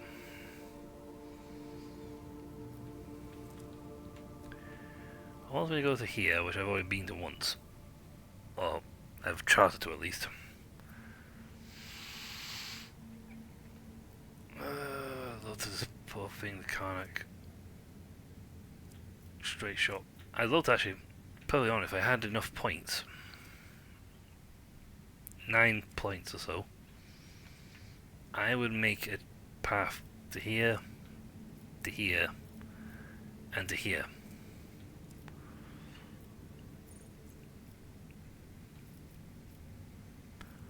I don't know what you get if you come straight here.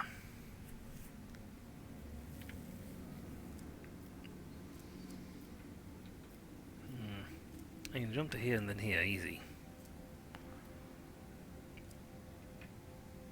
Same time, I'd love to go all the way down. Footfall to do her companion quest, but that's a companion quest. That one is not a case of, oh, it's imperative, and I don't think it changes much if you take a while to get there.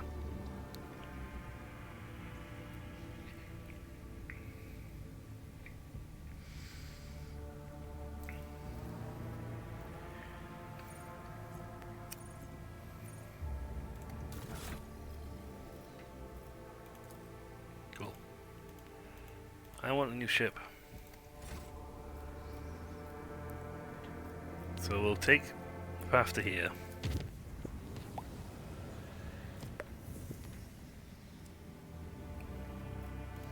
Then here.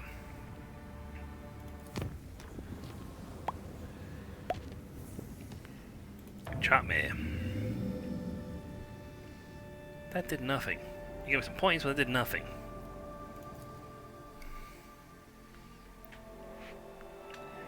See, this is where different to Pathfinder, you have to walk along paths. We came here quick. Lord Captain, we cross-reference a key, characteristic system, and astronomical dark chart data is located here. The problem is the augurs detect a unusual change in the atmosphere, not likely a massive release of toxins. It appears that something unfortunate happened to the planet's underground storage facilities. It is impossible to land safe on the planet just now. Unknown ships are cruising the system. No need for a cognitive analysis, I can decipher this technology is easy. Xenos. That's why we're going to somewhere else first before we go here.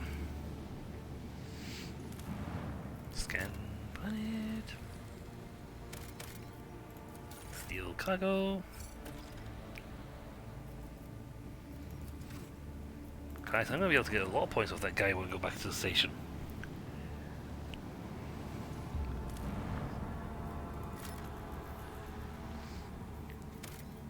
You know, I could actually put a thing to footfall from my capital planet.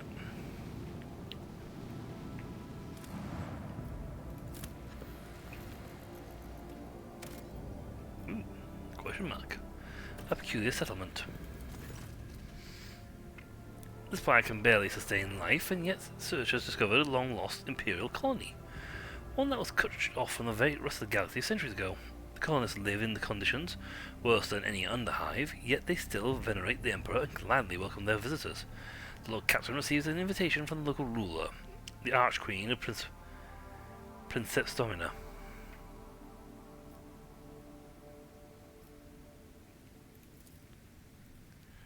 The ruler meets the Lord Captain in a shack considered to be a palace by the people there. Yay, we have Pascal. It was never going to fail. The Archqueen's unusual crown is made out of metal coils, most likely part of an ancient device for boiling water. The guests are served the finest delicacies the colony can provide. The Archqueen plays as the visitors in mangled low Gothic and calls the Lord Captain her dear brother. At the end, the audience gifts are presented to the guests. The Archqueen's ministers delicately remark about the best possible gift for the Lord Captain and his crew could provide would be a replenishment of the colony's meager gene pool.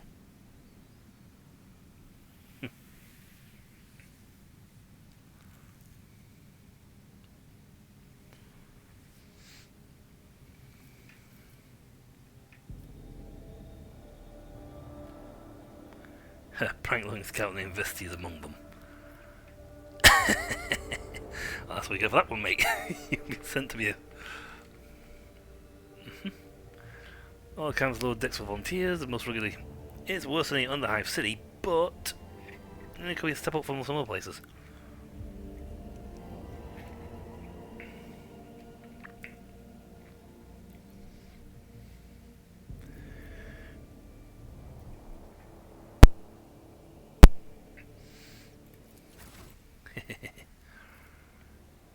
I'll take that. Thank you. Is delighted and flattered. She hopes the Lord Captain will pay her more visits in the future. Cool. All explored. For now.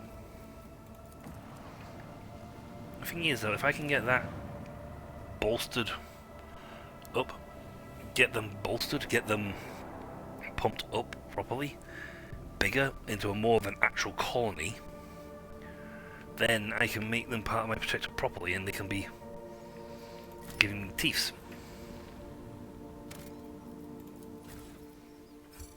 Oh, that we could have sent the... We could have sent our prank-loving friend down there. Get him!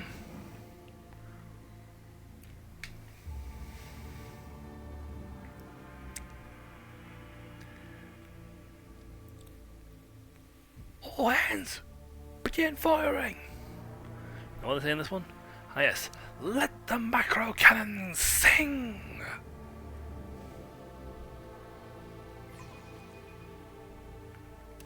Mighty machine spirit, lend us a modicum of thy power. Explosive. Oof. Plus 5, right? Oh wow. Incoming damage plus 25%, but the cannons get plus 5 cell range. These guys have shadow fields.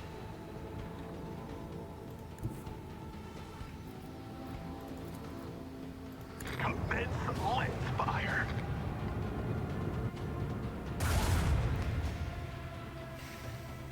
Unfortunately, shadow fields are a little annoying.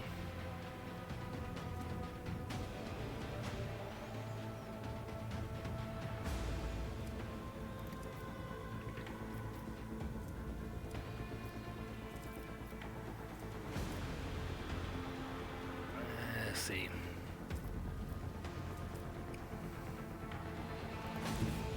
I just heading.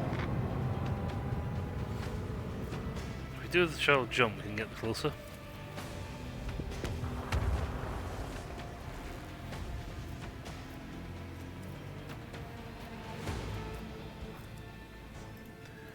Oh, well, that's not set up. Yep. Fire! Did any hit?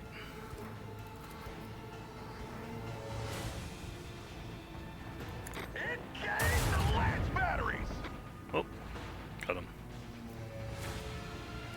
And now we're gonna get them on that, so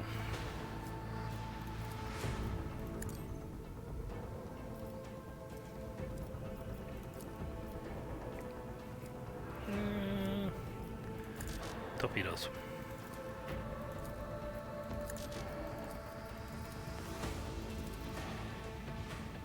Deploy torpedoes! Fortunately, I can't trigger this turn.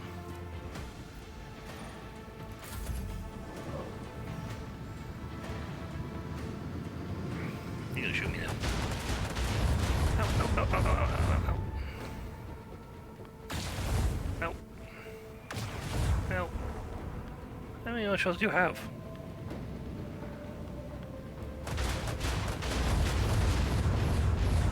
Now firing me disabled their own voice, their own shield fee, so...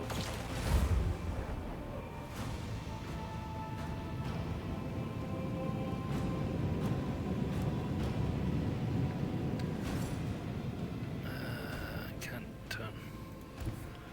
Damn, but I might be able to get them around close enough by doing this.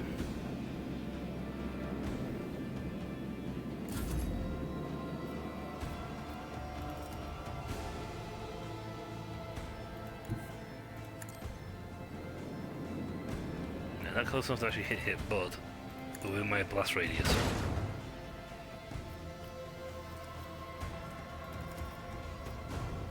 Initiate the barrage!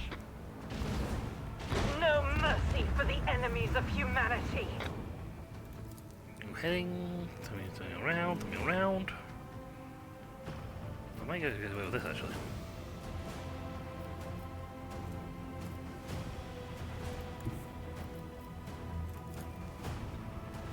Let the 68%. enemy burn! We got here quick, so there's not much force here. A barbaric display. I'm surprised we survived. Yeah. Hey, we're pretty good. Okay, our ship is very strong because we've been grinding elsewhere. With that, we take the battle and we can park ourselves on the planet.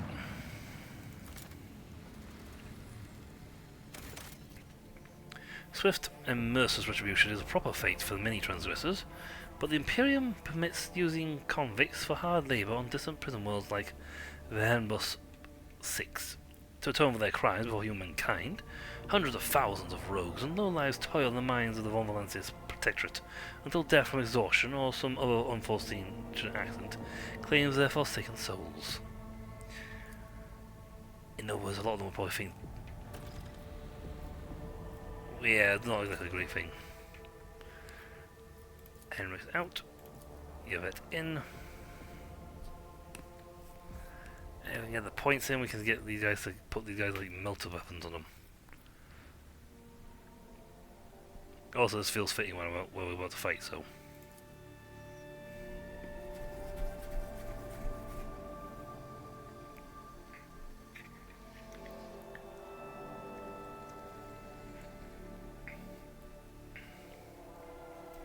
Welcome to the pits.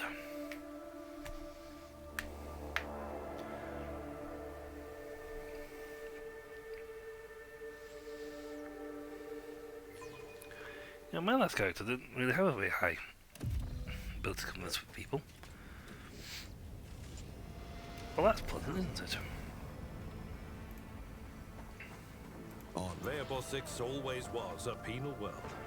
But this, even the miscreants of this place do not deserve such a fate.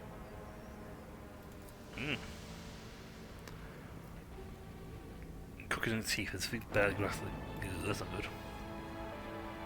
Slash and gutted body still covered in the shreds of planetary warden uniform.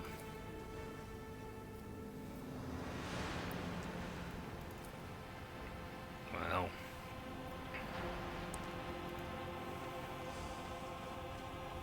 This place is bad. Bad things happened in this place.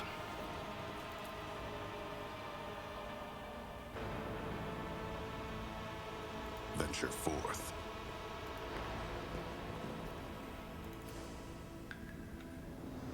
Wow. Okay, this place is really just bad.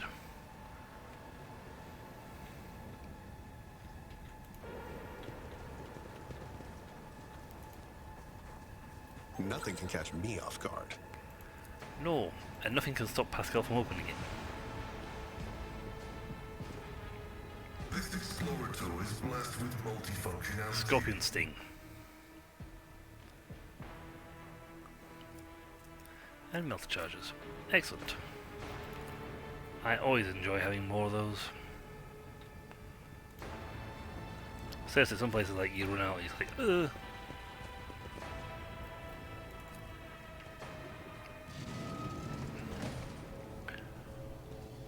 Oh hell and me, the predicted lord of the rule place, blah blah blah blah blah blah. Fresh bait. Rawr.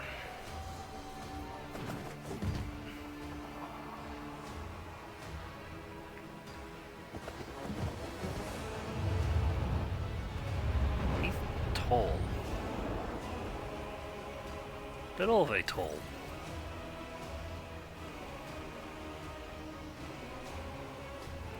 The tall Lilith Xenos moves with the race of an otherworldly predator. The creature gives you this passionate glance and then casually speaks a few words that are immediately picked up by your locator. My Candice, Elif, what is this? Has one of the sisters found an amusing trinket in the ruins and saved for a special treat? For the Archon? The Xenos takes a quick look over his shoulder towards the platform, where a few more silhouettes in tar black armor can be seen.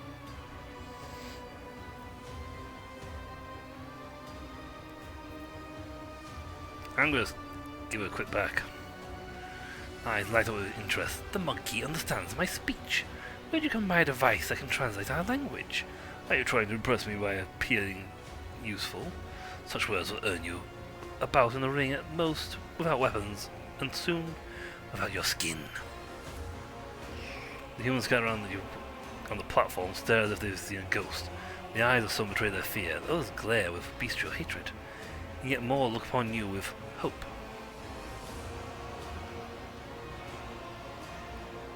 Who are you? He is known to everyone on this planet, Monkey.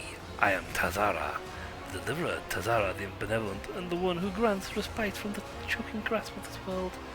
I decide who lives and who dies, and who finds new purpose in their existence in Common Ra's many arenas.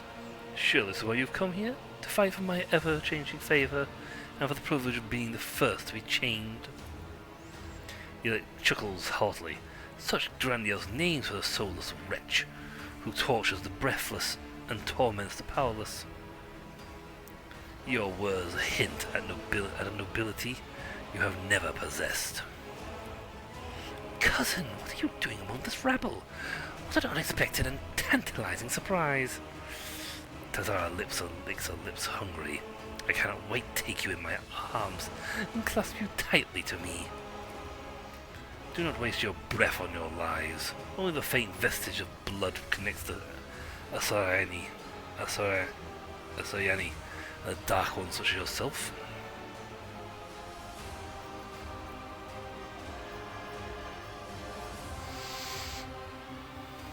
I presume the toxic atmosphere is your doing?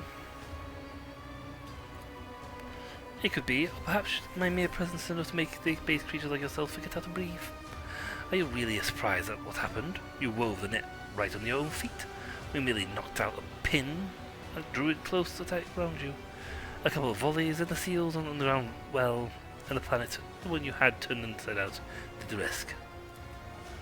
I hereby declare you a Category 3 blasphemer for tampering with the sacred production cycle of this world's extractiums.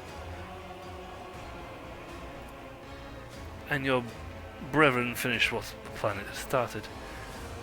Oh, how they strive to please me and my entourage. How they slaughtered and tortured their own kin for mine and my sister's delight. How they decorated this little arena with still living monkey. Did you think that all you have to see before you was the work of our hands? Think again. You stoop to this, to killing one another for the amusement of the enemies of humanity. Brute who can barely stand coughs up blood and wipes his feet. What is I supposed to do? Lie down and die? They'll survive the arena? The Xenos take them away. I saw humans boarding shuttles with my own eyes.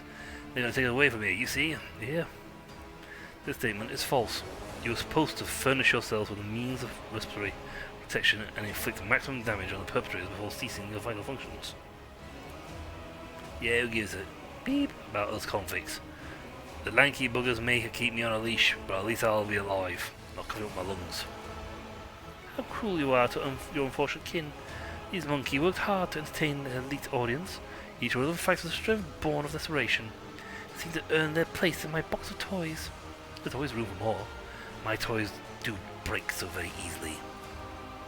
To reduce for Xenos plaything, a shameful fate for the scions of humankind. I am the rogue trader, the Emperor's anointed, guardian of humanity, and your doom, Xenos scum.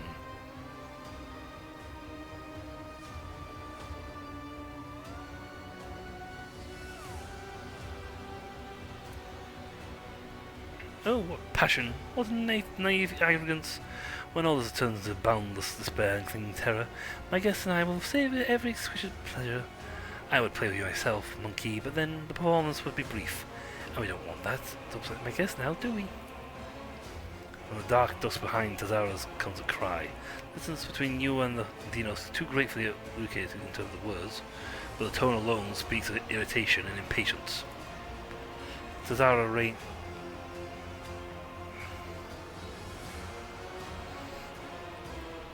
points a blade at you. Tell the monkey that whoever slits your throat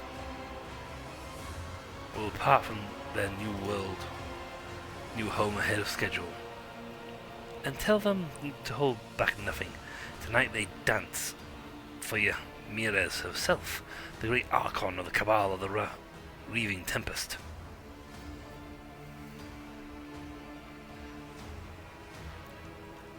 Dogmatic follower. Address the arena. Fight the arena.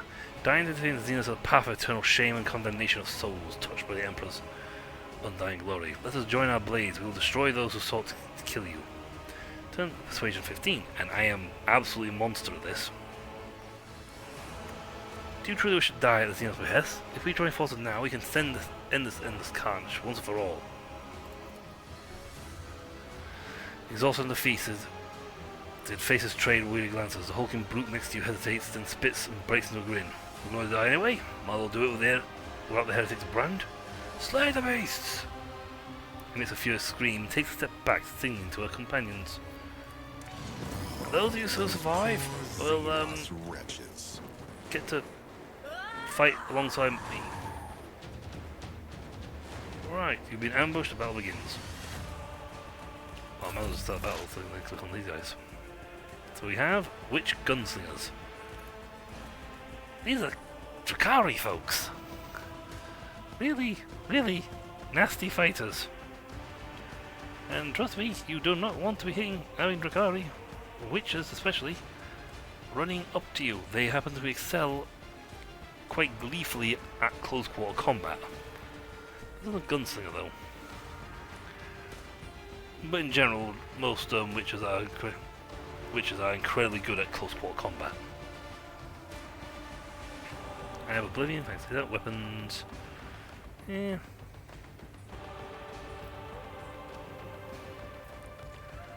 See, they do well better melee. And they get Power of Pain. We on the other hand are very strong. Activate calculated fury algorithm.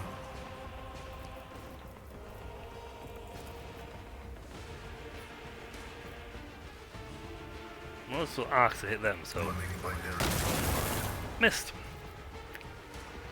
Someday, mate, you go really improve your ability to shoot. Scriptural prognosis is favorable. I'm going to set that up because I'm going to set the defensive feature on this up. My vow is to serve. So I nearly use that on the mount. And next door to them will be the Request approved.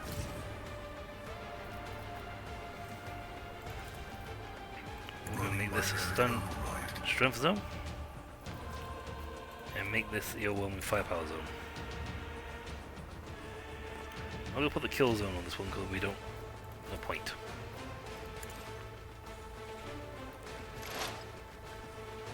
Allied energy enemies up. Get it. These are kind of the moves I us what we approach can the designated position. get some power. And please and pointedly take aim at your evil cousins.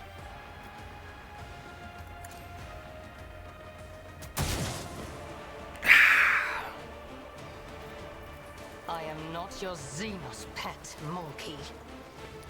No, but you are incredibly good at what you do. Also take If it I out. must. Oh, you missed. Yeah, it can happen. I can't do that. That Wait, is beneath didn't have that action taken. I understand your intent. I am not your Xenos pet monkey. Okay, who can I actually target? This tedium is beneath me.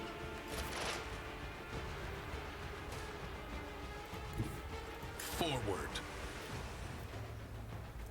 The funny thing is, I'm using a Drukhari weapon. I said, so done. I think I convinced all the prisoners to fight for me, rather than against me. Easy.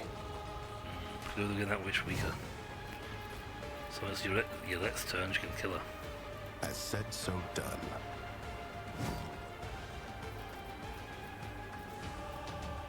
Let's set this in motion. They won't expect this. Easy. Contemplate your weakness.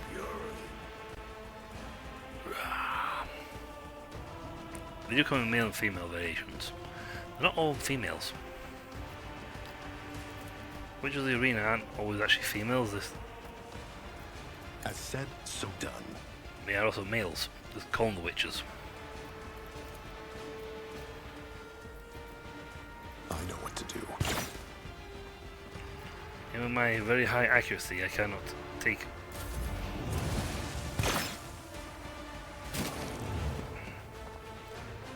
Oh, darn, come on.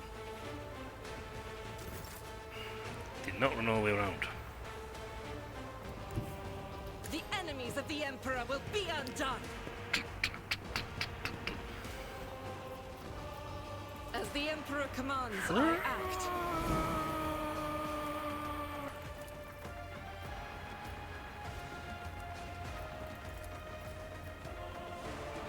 Doubt is for the weak.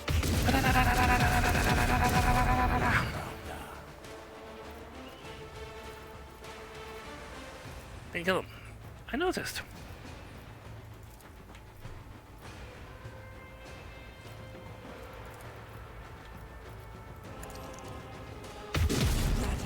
Got him. Ooh, split in half. Well, got him.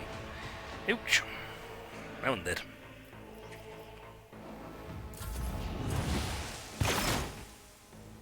Got you. Time to slaughter someone! Let the true master inflict the pain. Follow my lead. Poisonize them.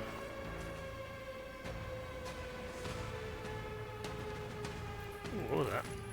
I don't recognize this symbol. It may be the sigil of Cabal, a constellation of killers marking out their hunting grounds.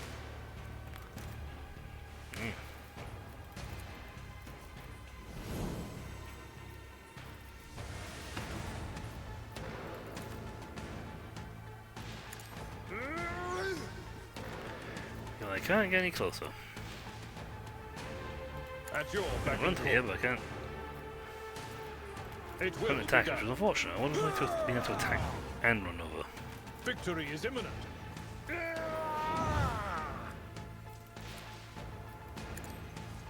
Target well struck. Nice hit. Ouch. Just a minor setback. Punch me back though.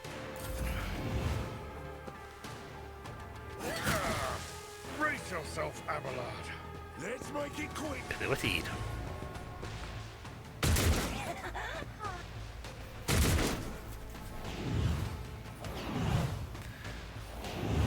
He's doing a lot of stims.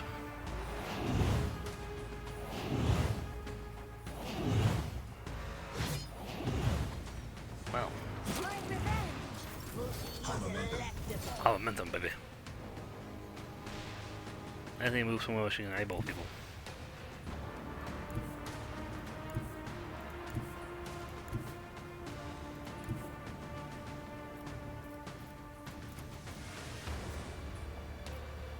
Emperor, give me strength. This can't be.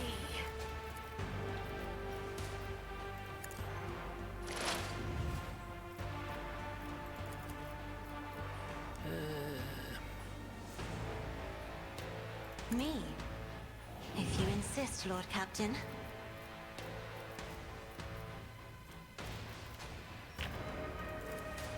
If I may, I tell you it's not there anymore, so.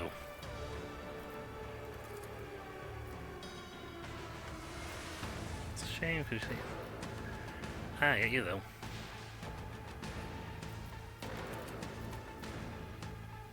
If it serves your cause. Fortune favors the swift. And the powerful. I am not your Xenos pet. No weakness is hidden from my sight. my vengeance. I'll just give you a full turn. Let the true master inflict.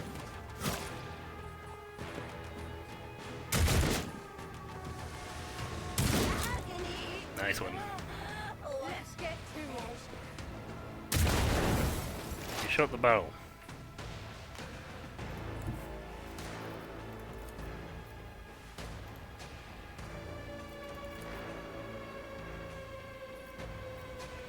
Request denied.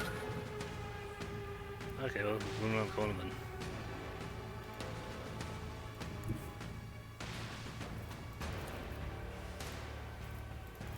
It'll be AoE, so that should hit. Heavy is the tread of his faithful. Withstand my vengeance. Yeah, end of turn. Yelette unfortunately couldn't take the final shot. Swift and silent. Well, Swift If maybe, it sounds serves your much. cause. I'm pretty sure I make a lot of noise.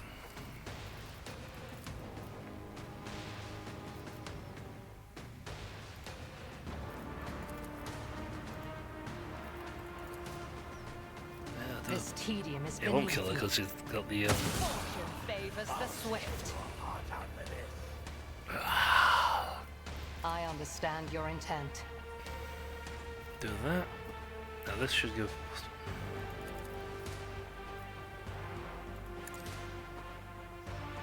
I deal death with my hands. I'm born as fast. Tazara, who rules arena. You are the monkey. Archon Yamiris. Darkon, you know the danger of feeding this misunderstanding.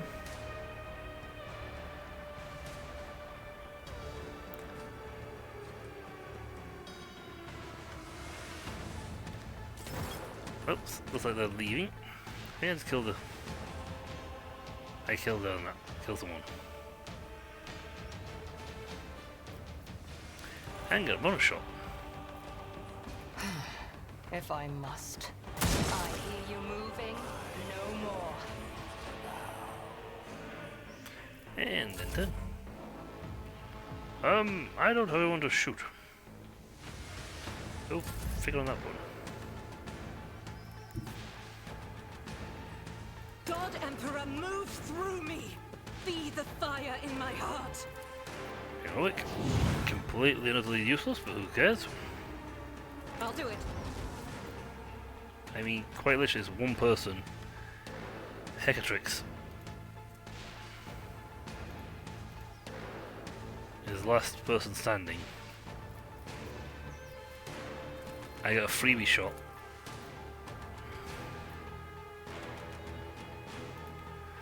And I'll be turning As up the killing people. Emperor commands, I act. Fire! Surviving fighters turn their head towards you. One after another, all eyes on the battlefield are glued to you.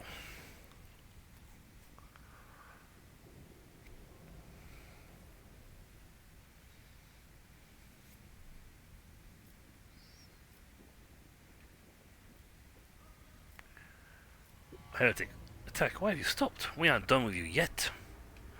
Stay on the planet with everyone else and wait until I decide what to do with you. I do not have time for this now. Dogmatic, by destroying these foul Xenos, you have atoned for your transgression against the Emperor. Get to the shuttle. The rest of you will be subject to severe selective punitive servitorism, so you may further toil. Go to the Imperium. Those who have followed me, get a shuttle. As soon as we are away from here, I will give orders for the immediate evacuation of the remaining survivors.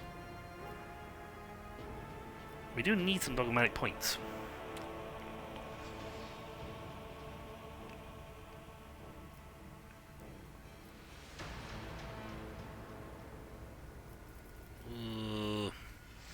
We are running an iconoclast player character here. And I got a lot of iconoclast points. I don't have a lot of dogmatic points.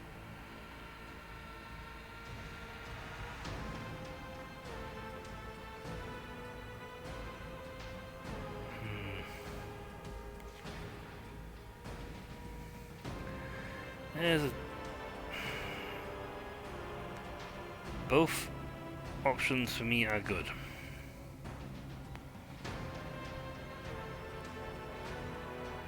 I mean, technically I'm rewarding the ones who have fought for me, so... Yeah, I'm saying like, you guys who fought with me, you guys here, you guys are now free.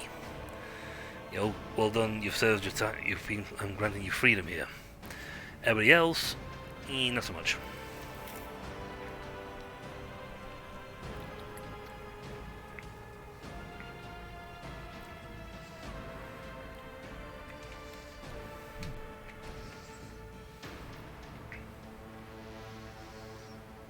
I'll dogmatic it.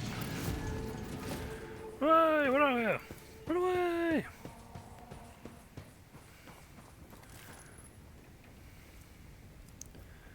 Any speech thing on?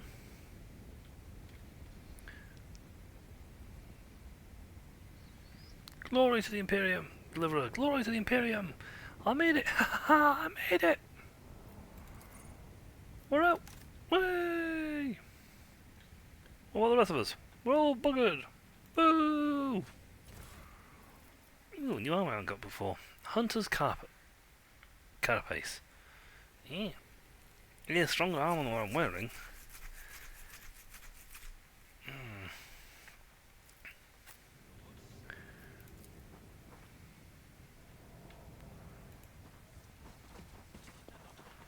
Ouch. I got it not that good way. Drakari armor and poisoned Hecatari blade. Of course, as I go towards the rest of these guys, I'm going to start being more selective. All those with Drakari and training can actually use this stuff.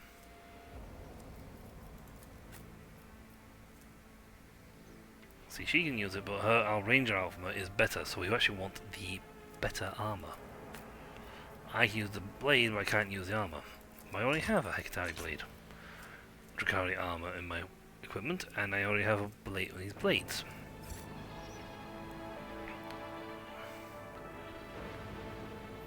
So from now on, they'll start putting the stuff I haven't got in. See, I already have one of these. I have these, and these are blades. They hurt a lot. Not quite as much as getting split in half, but still.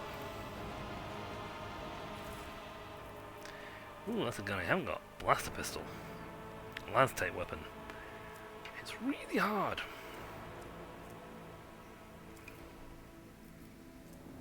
Which armor? Yep, that's a basic arm. Which armor? Which gunslinger? And I think the actual Dracarian charge legged it.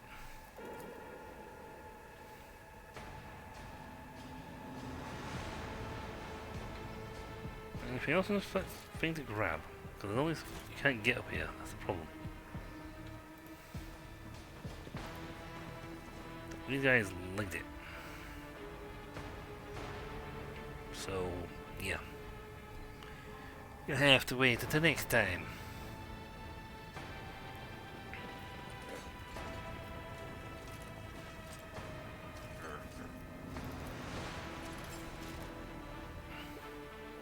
I'm gonna jump on and get out of there now.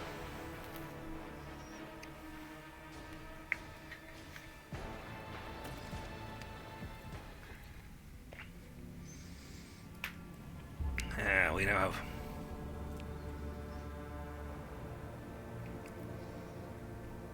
this place. Punishment of the thinkers. And these new convicts, various dangerous literates and idle thinkers could supplement the workforce. Drusians go up. Down, plasteel and chemicals. And again, the enemy of knowledge feature. Punishment of the outsiders. And convicts and quarries we fill with prisoners taken from foreign worlds. Gains the cutthroat feature. All allies gain 10% critical damage.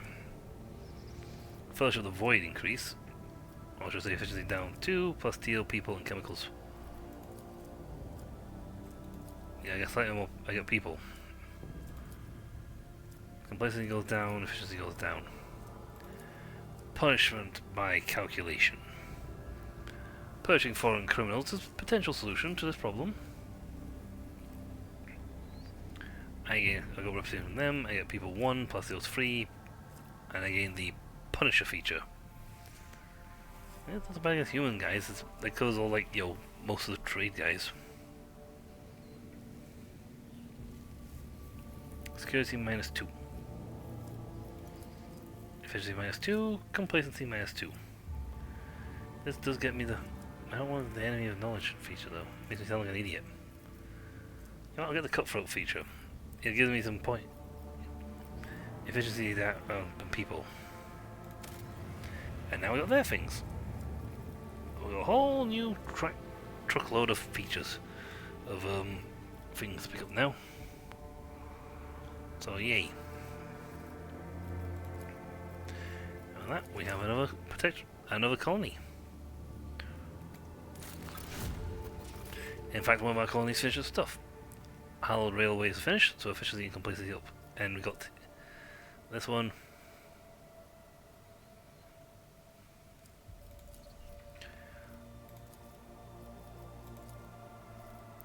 Or Protectorate 1. Filestone. Alright, we can get this one now. Because we have the people. Bonfire of the Righteousness net us the ability to activate the Crusader thing and give me security on all worlds +3. That gives me a lot of points with the Dursons. The Shrine gives me the hammer. And security, a lot of things with this one here, but I like this one more because I get Guidance of the Astronomicon, Accusation of Heresy, Warp Battle Encounters, so we get very good bonuses and characteristics during the warp battles, against demons and against demons apparently twice. I think I only get one of those. Oh, sorry, I know I get Accusation of Heresy, and the Lord Captain's retinue gains the Accusation of Heresy.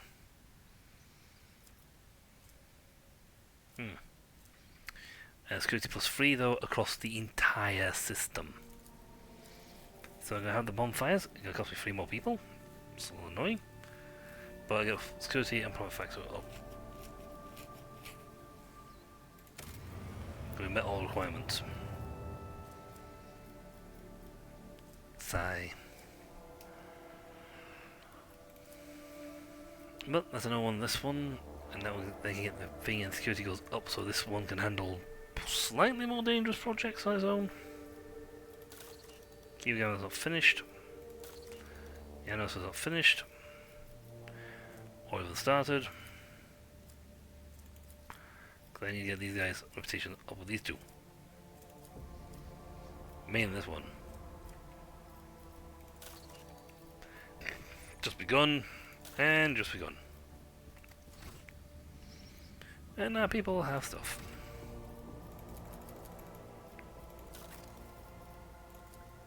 And the features are not features now. Okay, you still don't get the thing, so.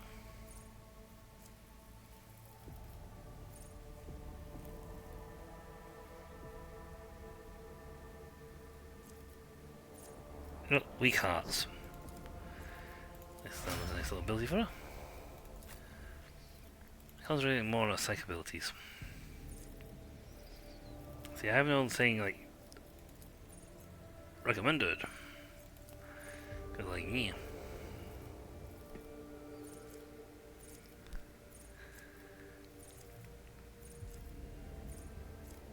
I don't particularly think any of these are any use to her either.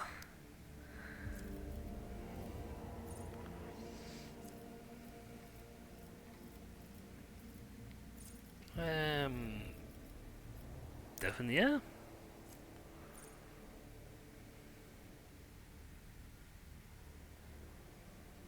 Yep, sure. 9. Extra bleed. You can also have it as well. I don't know if you have Scourging Strike or not, but you can have that skill. Bleed. Master Tacticianer, she's got the brink of death.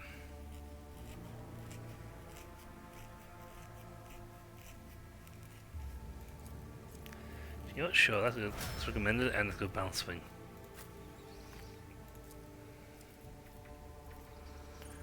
Unscathed Bringer of Doom.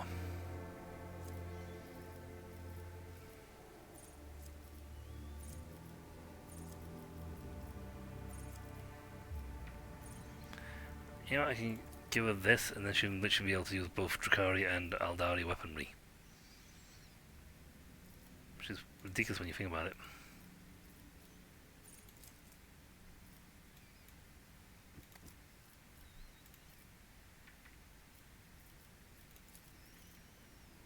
Jeez, should I give her some more ability to shoot things?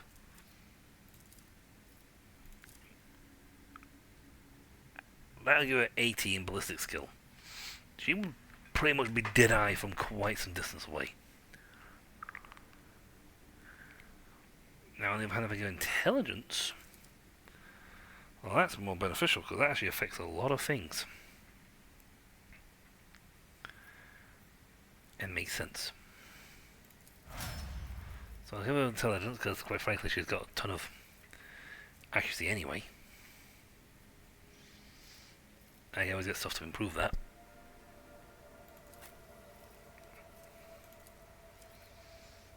Fellowship is useful to you. Strength gives you the multi-weapon, gives you the melter. Access to heavy weapons. So sure. Okay, just in front lines. Fire the forge.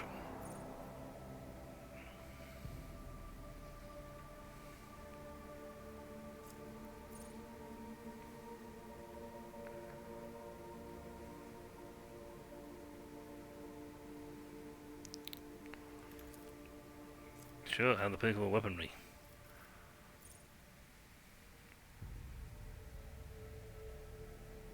Actually, no, that one aiming protocols because you're going to have the option to use them anyway. So just a second, while we're looking at him, he just gains strength 55, And he has proficiency with melter weaponry.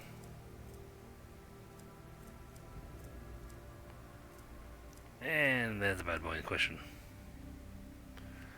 Like, yeah, melter 21. Range only 4. He tends to run up and punch people anyway.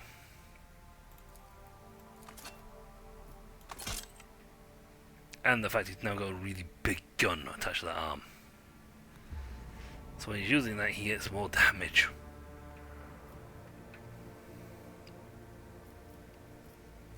Thanks to the bonuses he got from his abilities. And I just really want to use it.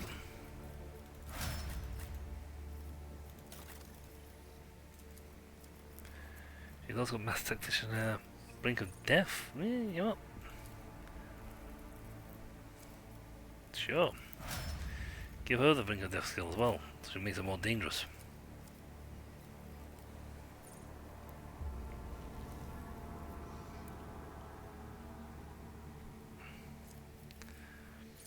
Critical versatility.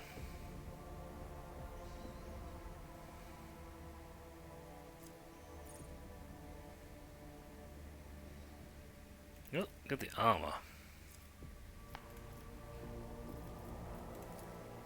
You don't really need ballistic skill because your versatility thing just makes you ridiculous at it.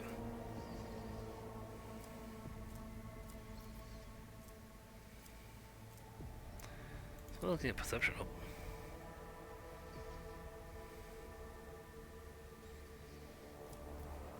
Oh, agility wouldn't be too bad either because that actually gives you, you know, agility because then it gives you push up the turn order.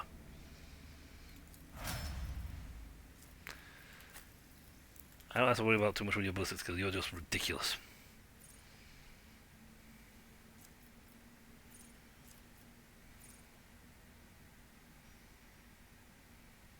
Yeah, sure. If they run past you, you get the attack opportunity and you get to make them turn around and fight you. And then it's me. The gruesome kill.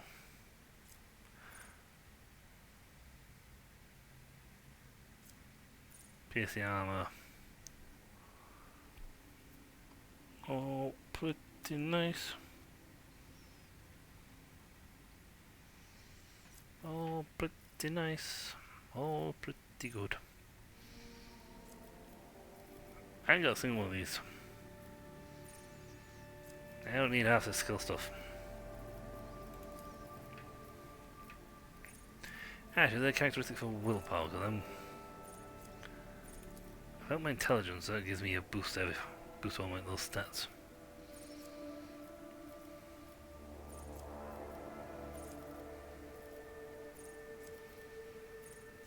So you don't get the a thing for learning to improve your foreign exotic weapon skills.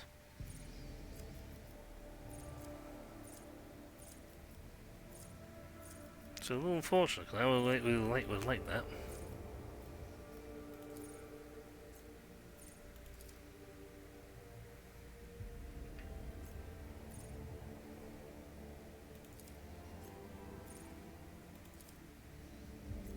Oh, we're going to train for the intelligence. Most of my other skills are fantastic, and I've got bonuses to give me more things, so it's great. And we did the job, which was, well, fixed.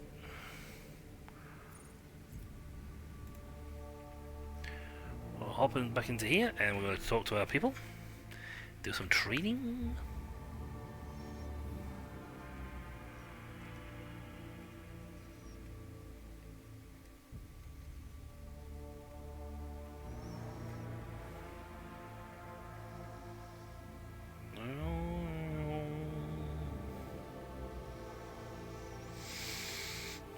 Oh.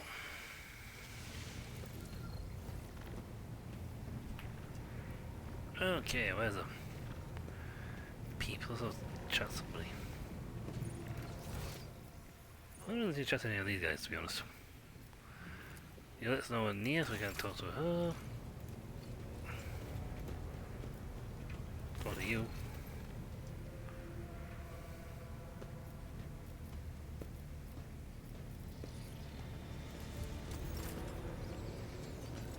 Imperial Navy. I think I got the points, more points now. I got more. I can buy more stuff off you. I'm that rich. Like I have goods for days. You're the only guys who buy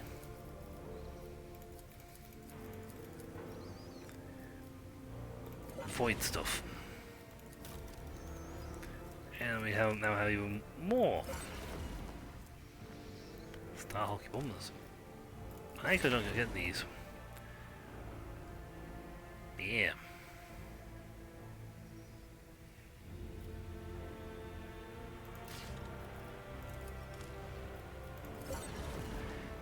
Archaeotech macro batteries. Ouch. Short range 27 points. I already have those, but I'm going to buy them anyway because it's just for the fun of it. I might sell them back to you. Or just sell them.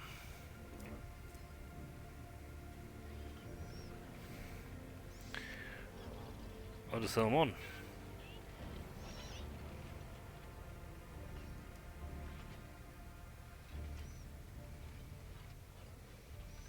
Oh, let's find somebody here.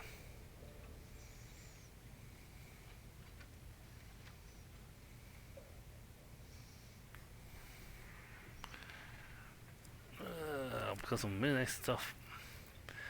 I need to have a lot more profitability. I am really, really good at rich at the moment. Fellowship of the Void. You're doing pretty well. You are not so Kabbalah. You guys are not doing so well. I do have the ability to buy this now, which I couldn't do before. 3 more points, and I can have the Hex Rifle, which was only just slightly weaker than my. Oh, what? I thought you were slightly weaker. Beats my Imperial Rifle though. A Drakari Clave is an absolute monster. As you can see there, the monstrous melee weapon.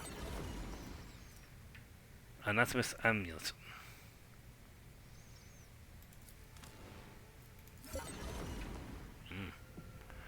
Alf casts visors, very good for a single.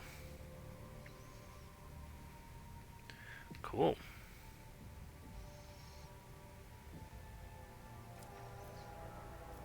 Fusion gun. It's a melter. Hits really hard. Alright, I need to get you guys up so I can get some stuff off people. You really like your Xeno artifacts.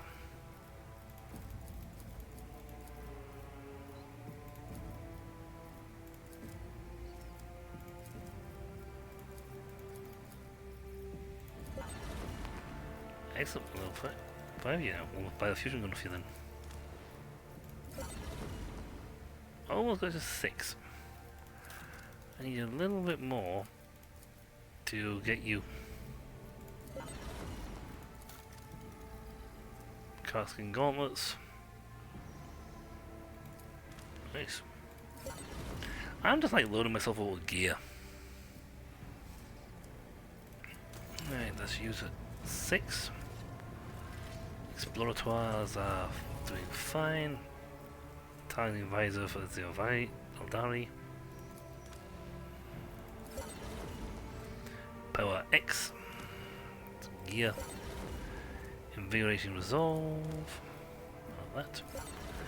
Heavy Plasma Cannon. Pretty decent weapon actually. Yoink. Slick Body Glove. Yeah. Okay, that is getting really, really good when it comes to his armor.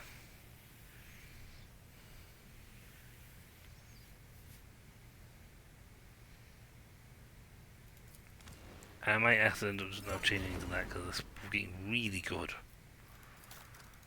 You guys have like really. I am like really, really high with you guys. Shockingly so.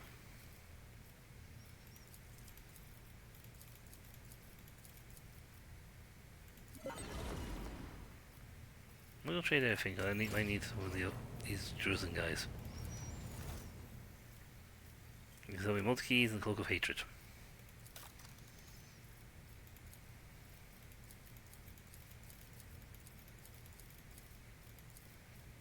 Free 1,000 points of you. So I got the multi-keys, which I don't really need. Cloak of Hatred, which is me. Rusty Heavy Rock Saw. Ouch. I don't like that thing at all. Spinner's Breastplate. Me.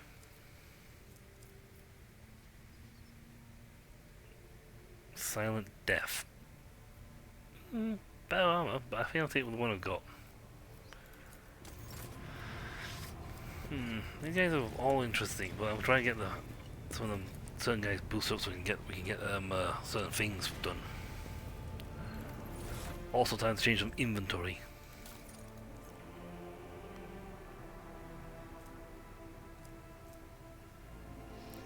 It's a 10% bonus.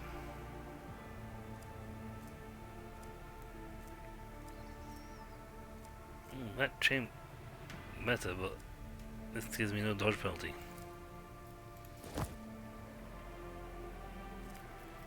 I had to change them eventually. It's good. The Spinner's Robe is good, but eventually I have to swap it out. Spinner's Breastplate. It's 10% better.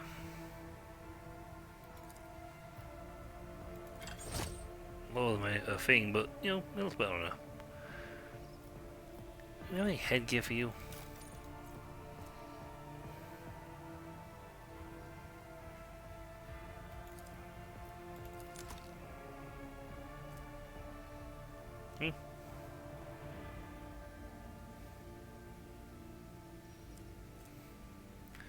The Guardian's Crown.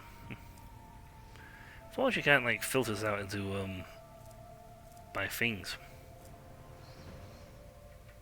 By segments, which is unfortunate. That made sense. There's an area attack where it was the zealot effect of the end combat. Let's move hatred. Cloak, equal hatred.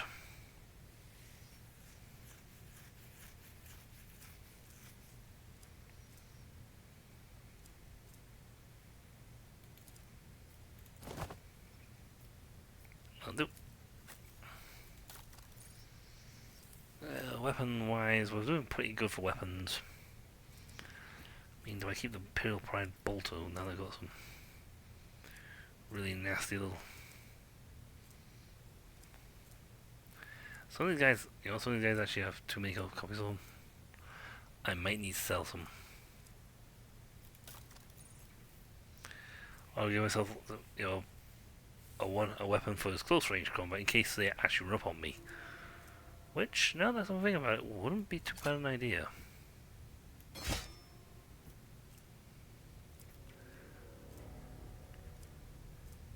Now that I still stop and think on it a little, it's not too bad an idea to have something to use if they get in close quarter combat.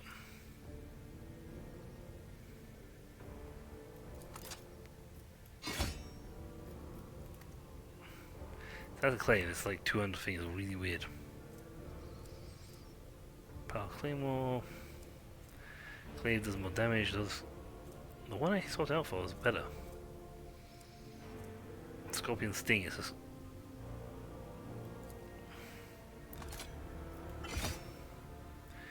And leaves me an option for a bolt pistol. Unless I want to go completely exotic and... Well, that bolt pistol's more damaging, but these guys carry toxic with them. Bloodburner. That's a nasty one-hand gun.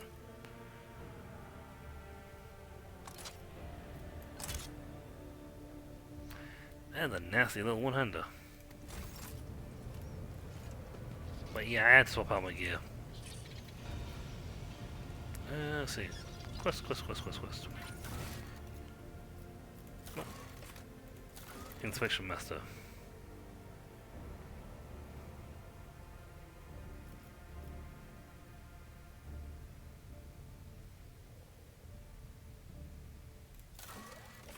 I want the guns. Okay, Blaze in the Void.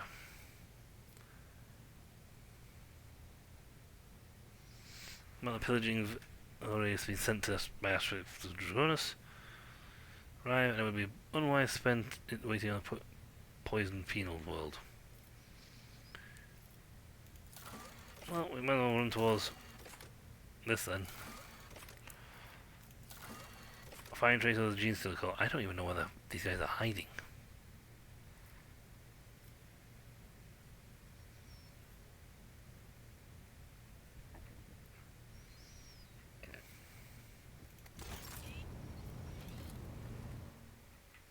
And I don't have any new companions yet to, you know, go take a bath with.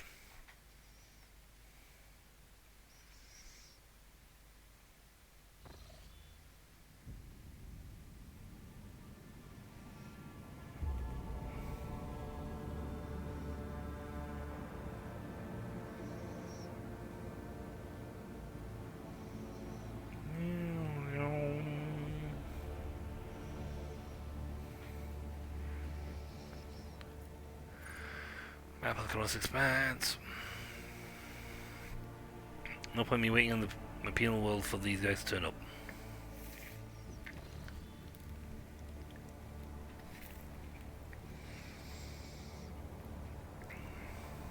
Could make for footfall.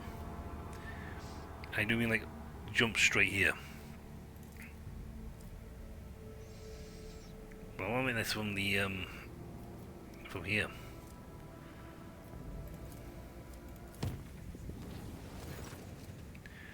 Then the night shift, air throughout the ship suddenly turned stale. Those who were awake reported feeling incredibly tired. Sleep, they reported having horrible nightmares. Sister Argento, one of the Lord Captain's personal retinue, was found in her cabin, pale, crying, and coughing up, caught up in a waking dream. She didn't seem to notice anyone around her. Instead, she clutched a fragment of a burnt aquila in her hand and kept calling for her mother. It took an hour to bring her around. We lost one profit factor.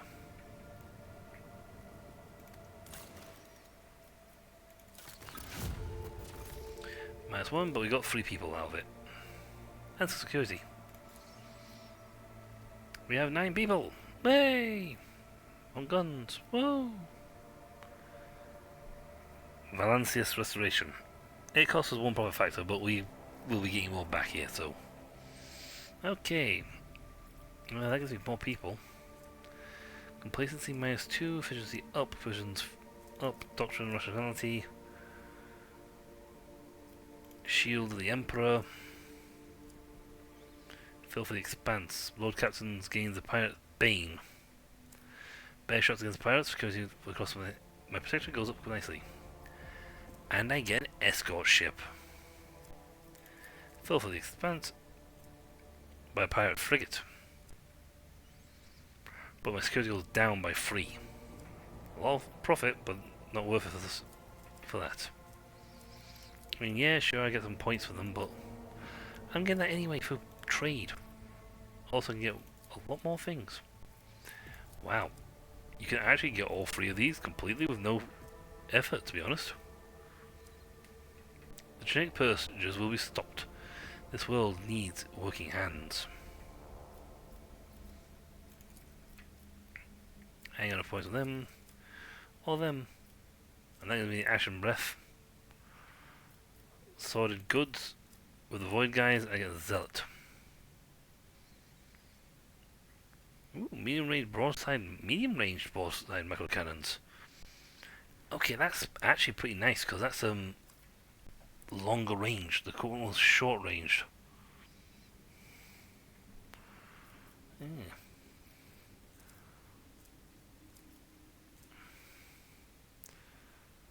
See, Shield the Emperor, Filthy Expanse.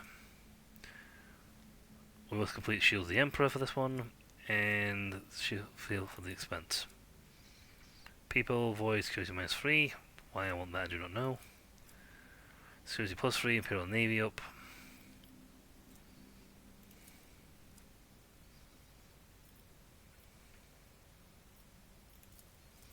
And the guilds just give me frag grenades. Really high-end frag grenades, but frag grenades.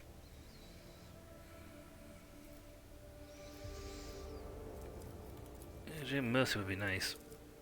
But I kinda want to get these up and done. And the only ones that actually block anything. So yeah. Let's get me an escort ship.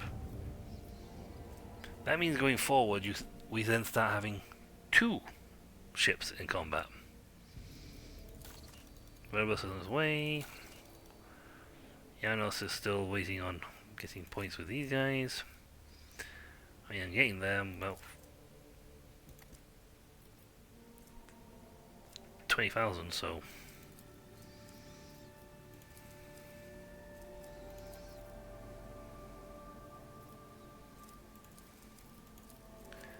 That blocks Dark Sages.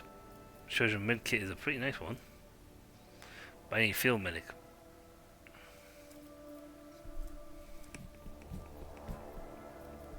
And it blocks me out the these stuff, which give me some nice things. I mean, they all give me, technically they all give me security 4.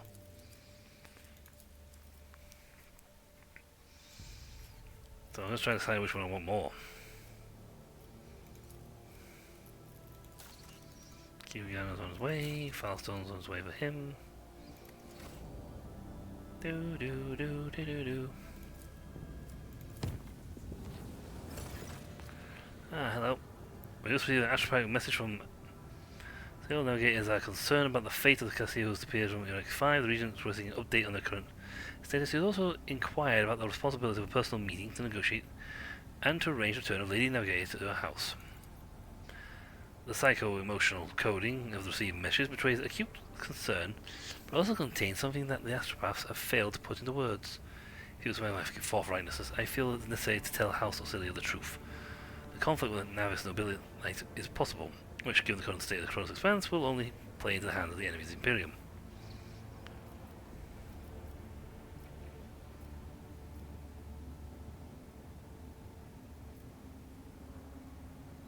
How did House Auxilia even have? No, I have her. I wish I knew, Lord Captain. It's trouble indeed. Perhaps we have a spy on board. Or Regent Aranto is bluffing. In either case, there would be a response. The Navigators are extremely powerful and useful allies to have.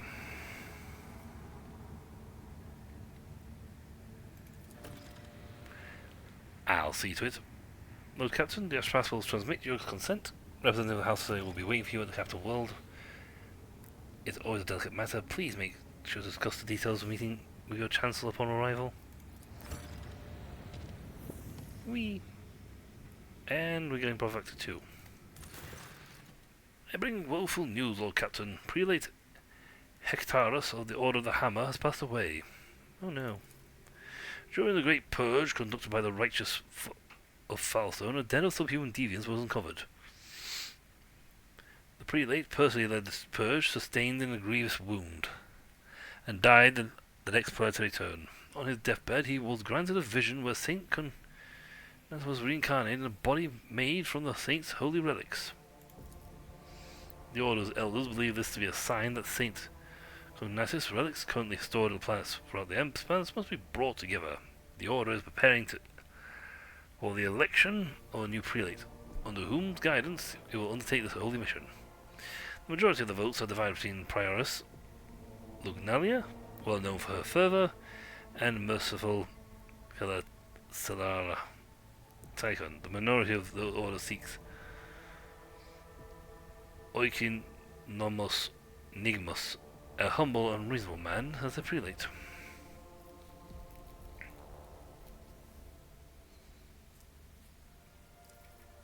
Let's see. Does the death not strike you as odd? I'm afraid it does not. The esteemed Hectarus began his service as a battle missionary, and has long grown weary of the peaceful life befitting a man of his status. There was nothing strange about his wounds. He could have recovered from such injuries 30 years ago, but not now. I intend to carry out this mission. The Conclave aims to procure all relics that once belonged to the Saint Cognatus. Natius. All that can be possibly procured. Given that the saint is a legendary figure, many items in the Chronos Expanse have alleged connection to him. However, it seems unlikely that any of the relics' owners will be eager to part with them. The answer to the question of how the Order of the Hammer is going to achieve them depends on the identity of the next prelate. Tell me more about these guys. Well, the prioress was converted by Hectarstus just in one of the human worlds. She then served as a bodyguard for many years and eventually became the protector of the Order's reliquary and leader of his military branch. As for brother Tychon, he's an aristocrat by birth. He had an excellent education and could have lived in luxury had he not renounced secular life for the sake of ascetic vows. He is intelligent, thoughtful, well-read, and most importantly, genuinely merciful. Few things to be said about Nicomas. He has never been famous for his prowess in battle or his sermons, but the monastery has never wanted for anything under his watch. He is most reasonable and unobtrusive individual. What do my companions say? I have sympathies of Prior Luginia. Let her meet with Reverend Football. Should he accept her as a worthy leader, we ought to support her. A careful and sensible sounds like a safer bet to me than the fanatic or the clever aristocrat. The voices say he has few paltry secrets, and knowledge of those secrets guarantees his loyalty. What about Tychon? He and I have met back when he was called Tychon Drivestein. He wasn't a monk back then, but he was the grandson of the heir of Urbend, governor of Dragonus. A normal young man with a spark in his eye. His ascension would mean much to the Drivesteins.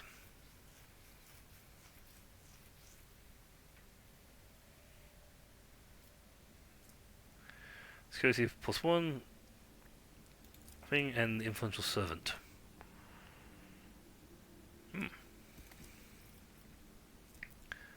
The Russians just gave us +5,000. You know what, we'll go with that one, because as much as the other two sound nice, I like to just rub this in the guy's face. And if he's merciful, then he's more likely to be a little more tempered when trying to get his hands on the relics.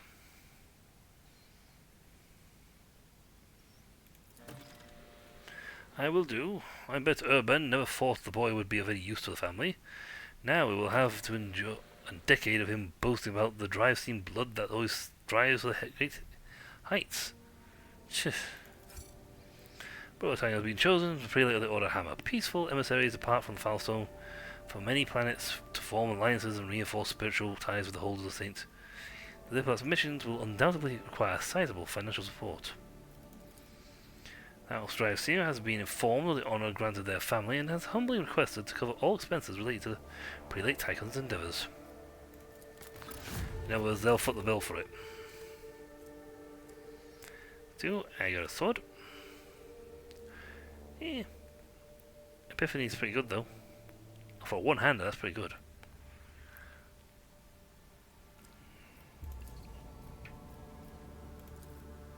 My security on this planet is great. This place is good at dealing with its own stuff. And now I'm going to give everybody across the planet, across the Empire, the same benefit. Because we got 3 weapons. Oh, getting close to it. Oh, I got 25 weapons. Never mind. I was going to oh no, no, I just realized I got 25. Kiva Gamma is producing. Lord Captain, a strange anomaly has been detected on the Kiva Gamma. A series of orders defined as Procedure 0C has forced itself into the production algorithms. The servants of the Omicide define its execution status as most sacred, and therefore follow the instructions to the letter.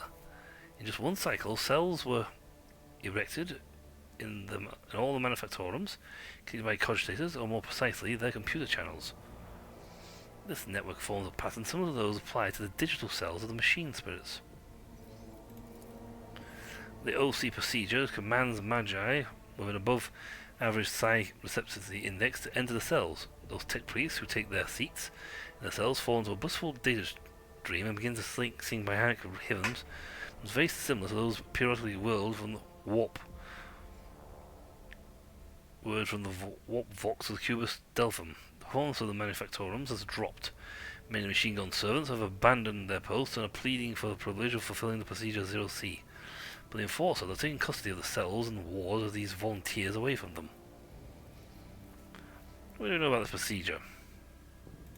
You're part of Delphin's legacy? You can't trace the source of the signal that activated the procedure, or identify its purpose. The tech priests oppose the idea of studying the procedure, as it violates the sacraments. Supposedly the minds of the Magi immersed in the cells are involved in some grand-scale computation. The sons of the Omnissiah have tested the planet's computational network 7 times with purifying algorithms of varying degrees of severity, but claiming it clean. Armor fraction, but lose efficiency. Secrets to the ancient cybersmiths. Nice. Complete. Oh, abolish procedure 0.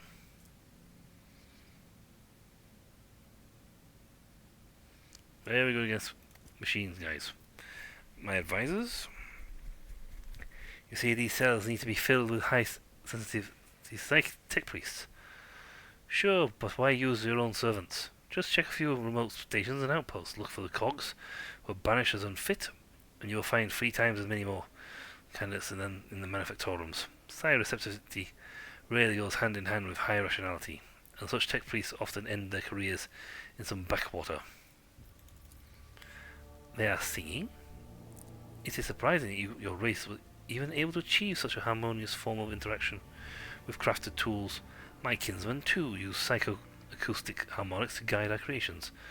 But I am not a bone singer myself, but I might be able to tell your servants of certain principles that define the sound of the universe. I find the psychologist's suggestion to be a breach of data unity protocol.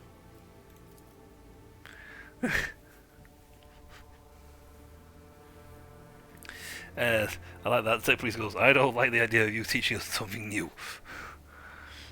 The signal, seemingly from nowhere, has the highest execution priority. A perfect weapon for capturing the planet. It should be amethysized, and I am ready to summon a cadre of competent techno-artists from the Inquisition. Find people from outside the thing. Uriels will change the thing. Secrets. Aldarium's machine taming. Plus 10 Law Xenos and Law Xenos dodge reduction against Xenos.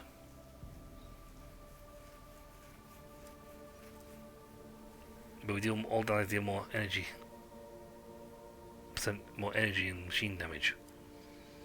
But I lose 1 security for it.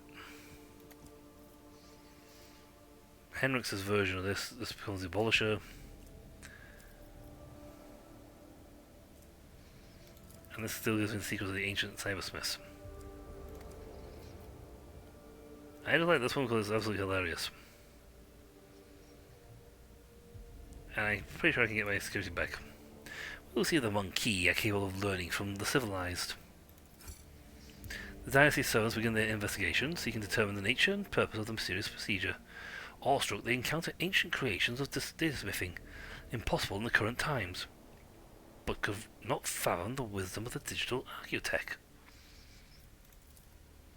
The blasphemous study of the Xenos knowledge undertaken as part of the investigation led to a series of heretical acts of creation. The tempted minds of the Magi sought to apply the secrets of the Eldari to their research. The culprits were servitized, and the results of their work placed in a protected, forbidden catalogue.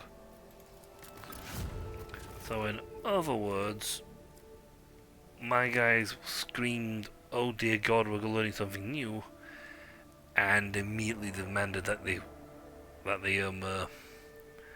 stop. That about sums up.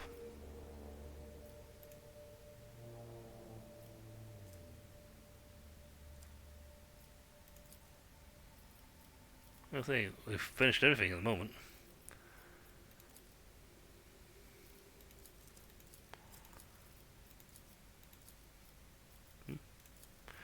All done. Janos has got nothing going on right now.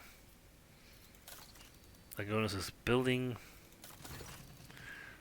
The disturbing report has come from the quarries of Venomous 6. The convicts have lost their minds. They forget how to use tools. They hold together and continue to stare aimlessly into space, even in the lashes of whips. To ruin the mine's deadlines. Some are possessed with the urge to use their nails to scratch blasphemous symbols on tools and machines, even their own bodies. The most have painted the walls of several mines from floor to ceiling with symbols, and have gone deep in the mining tunnels. None of them can be found. The overseers consider it a ploy to divert attention away from the escapes and pending rebellion. What are symbols? It's hard to give these drawings any sort of intelligible definition. Unnaturally round circles connected by lines. The lines are interrupted by groups of dots. Some patterns follow a certain common logic, while others are unique. I can provide your lordship with pics of them. Logic test. As you examine the pics, you realize the symbols are connected through a strange logical sequence.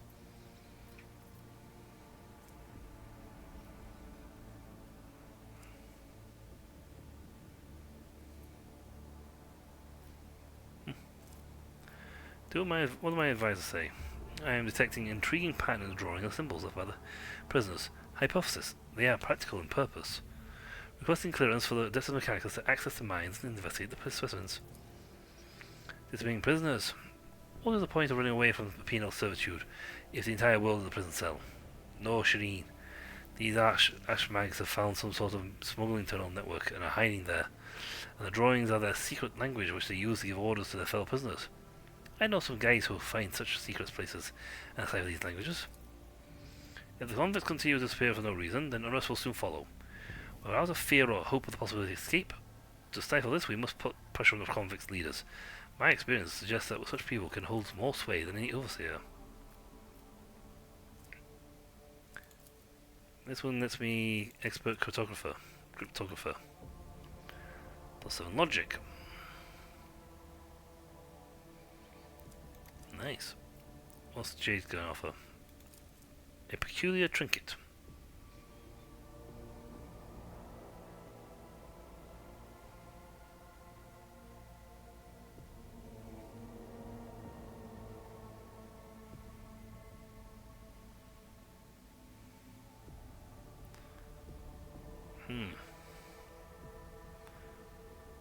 Once per round.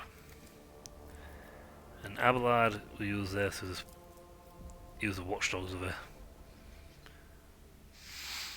+3 speed for the first round. I'm going to actually use the Omniside guys to do this. Because you get a logic thing. There's no sacrifice more worthy than one made in name and the quest for knowledge. The wise servants of the Omniside interrogate the strange prisoners. The examination of their brain tissues did not reveal any mutations. Those labourers who had completely lost their utilities were granted civilization in order to maintain production levels. However, one discovery was made after all. The prisoner drawings were too systematic. They could not be mere gibberish. The sets of repeating dashes and dots were far too similar. But if it is indeed a secret code, then judging by the complexity and impossibility to decode it, this language was most definitely not invented by a convict. And I get that punishment on the outsiders. -2 efficiency, but I get people and chemicals. Efficiency is 0. It'll start at 0, it's still 0. Actually no, it started at 2. Huh, my advance is restoration. It costs the whole network. Underground workers, the dreamless, and warp guides.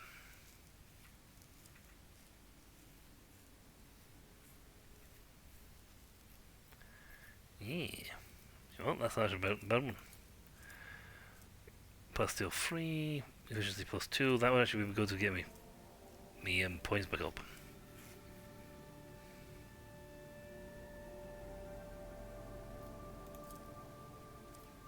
That's good for security. Well, that's going to go up by another point because they've got the restorations and all sorts. Now, various things are going to be pumping that up. So it makes sense to keep them higher. You know what, I'll spend the chemical point and get the efficiency back up.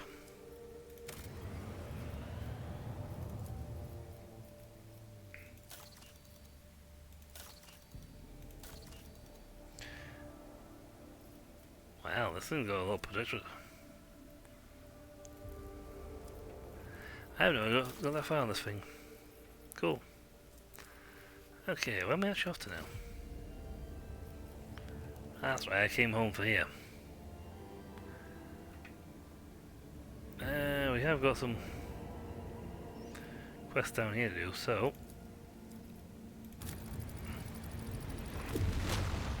And make them safe. Travel! The crew is grumbling again, but this is right at the time. Our analysis systems have gone totally bonkers. The red groups, excuse me, take police are blaming and anger of machine spirits. The crew not being worshipful. We have largely managed to stabilise the output of the augurs and all specs across the ship, but you should know there's something awfully sketchy about the machines these days. Incorrectly for a time, the commentators could not produce statistical data, displayed meaningless numeric combinations instead. The augurs failed to correctly analyse the matter and mistook solids for liquids and vice versa. The standard operation of the ships may not be restored.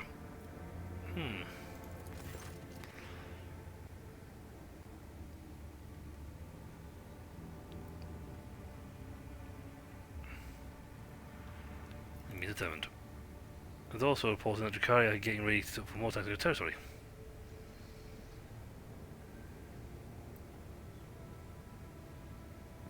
God, there will be little time to mount a response. Come to Master Scanlan, your personal be great strategy given the circumstances. Okay. We'll visit here then, and then we'll nip back to back home. That's why I made a direct line from here to home. So we can actually travel much faster across the expanse now. Also, how's my colony doing? You got correct. You've actually finished your thing. Go figure that. What guide? Security +2.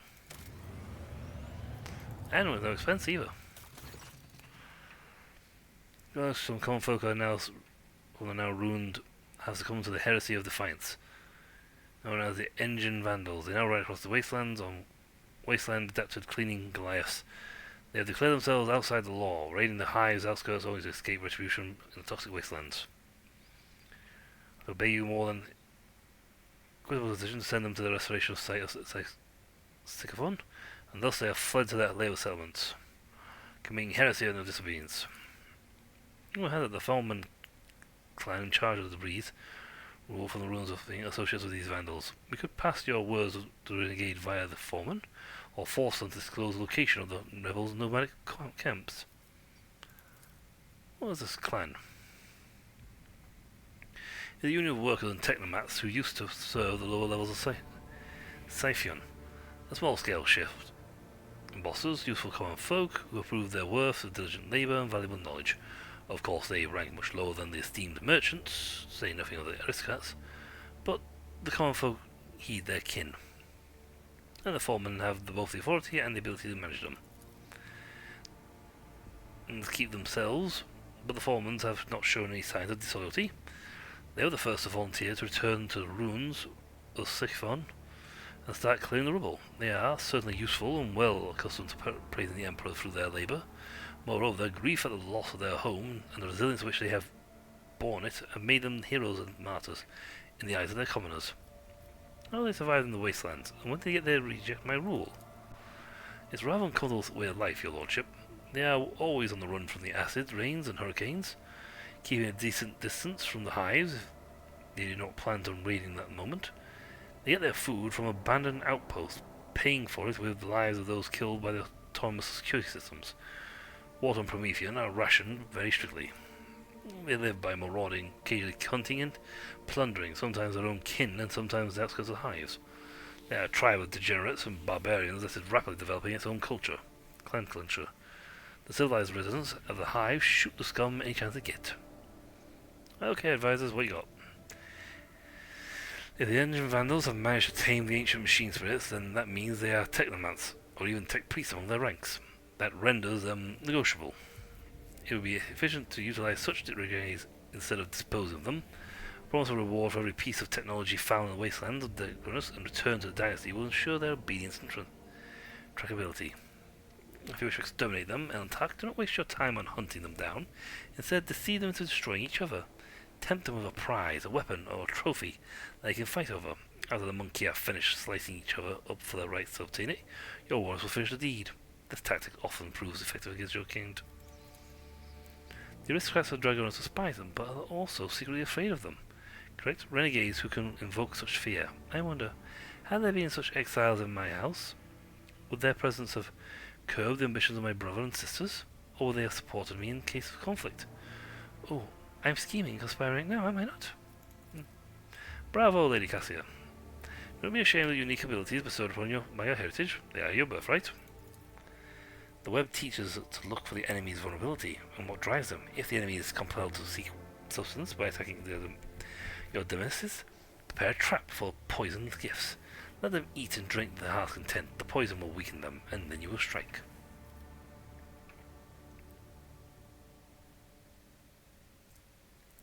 Security +1, leader of the engine vandals. Power factor -1, wasteland generator, mechanisms +1, death cult power blade. Ouch.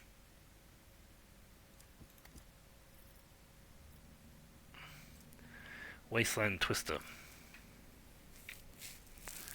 Ooh, definitely ouch.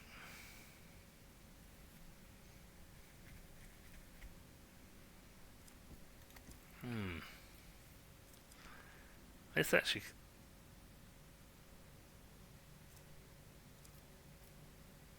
That's actually one... This isn't too bad an option, actually. 1 MP, 1 movement point, so I guess it'll move further. Complacency up. Sorry, 5. Security would actually be better. I don't want to lose a... What is the wasteland generator?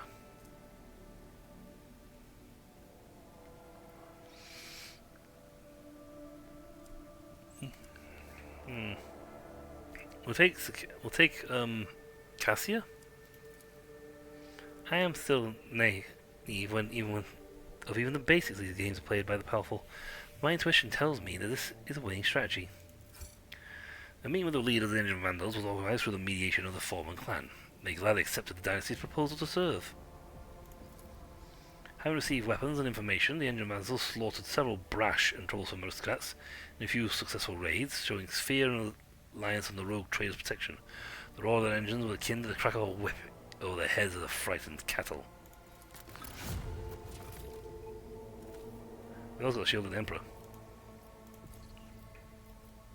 So we have a high security on our project on here.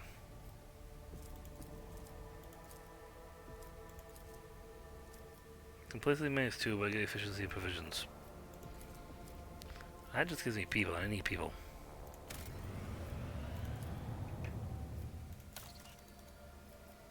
You got that going. We're still waiting to get the points we need for this. Kiva Gamma's done for now. And there we are on the race as well.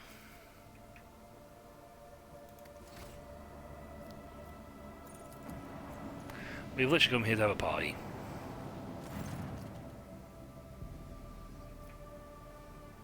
Shireen, if you spare me a minute on footfall when you are not deciding your lackluster fates, I would delight to see my America and my sisters. I'll tell you, also set aside some of the decent wine in case you decide to grace our humble party with your luminous presence.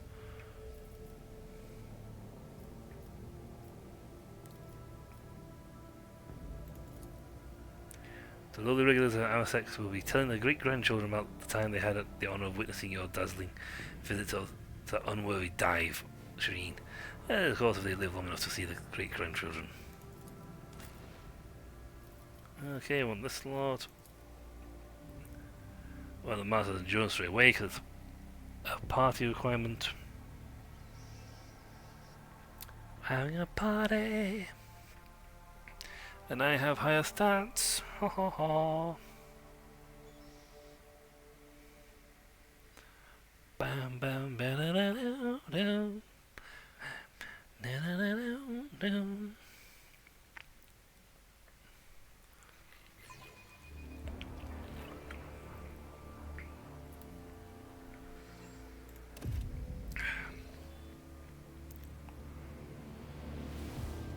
We come straight here, but we gotta go somewhere else to get to the thing.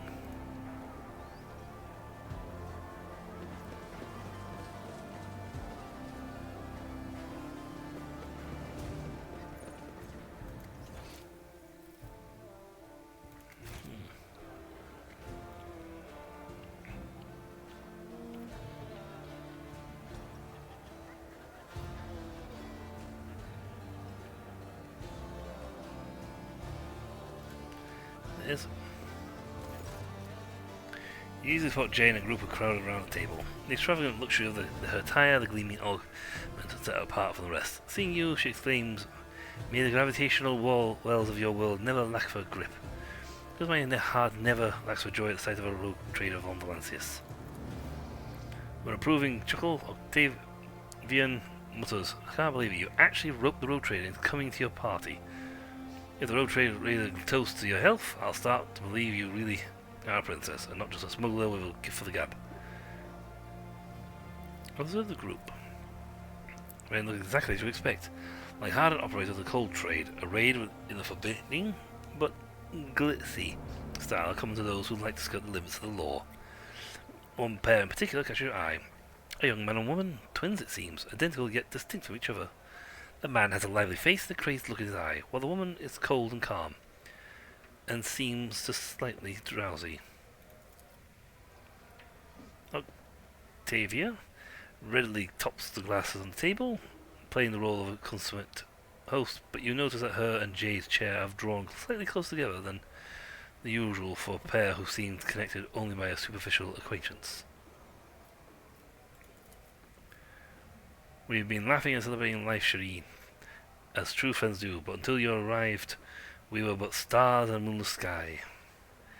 Merely heralding your coming, now we are happy.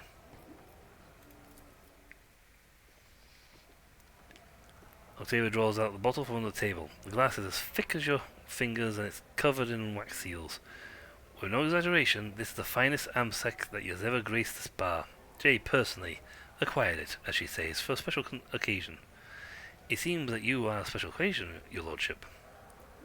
The crowd around the table falls silent, exchange awkward looks, and it appears as if they are unaccustomed to drinking in the presence of a lofty individual such as you.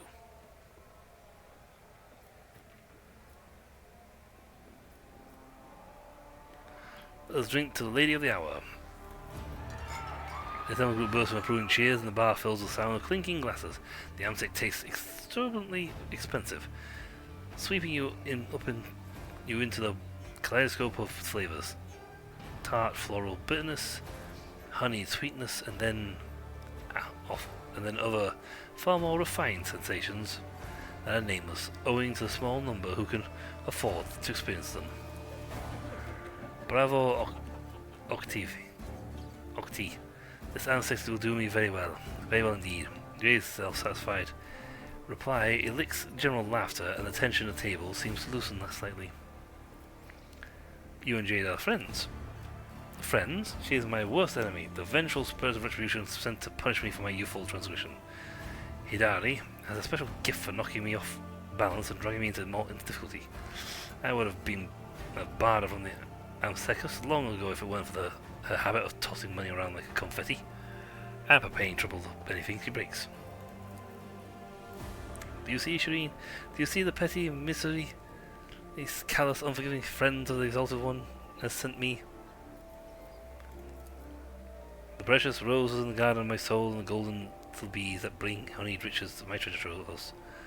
Yes, it's my crew of cold traders. The two identical ones are the trickster twins. My closest associates, Kor, a resident hothead, and his much wiser sister, Tora. Don't let her fool you, lordship. She's only calling me the precious rose because you're here. Whereas just us, I'm looking to get that eep with a gun. Kor chuckles good-naturedly. Because you are the eep with a gun. If I dragged you out as many scrapes as Jay's had, that's not the name I'd be using for you. I can tell you that much. Pay no attention to him, your lordship. Kor has nobody to blame but himself for that nickname.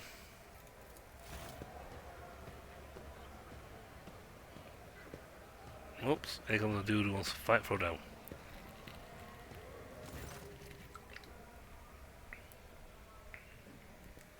Mercy's gift. Yeah. Falco, the man who has just approached the table, is hideous by anyone's standard. A repulsive face, greasy hair, bulging veins at his temples. The attempt at an amicable smile is so transparently false and off-putting that your fingers itch to reach for your weapon. With a surprised look askance to you, he says, Mrs. Hidari, allow me to wish you the very happy Amaraka. Master Mercy would not let such an occasion go unmarked. He sends his warm wishes and a gift.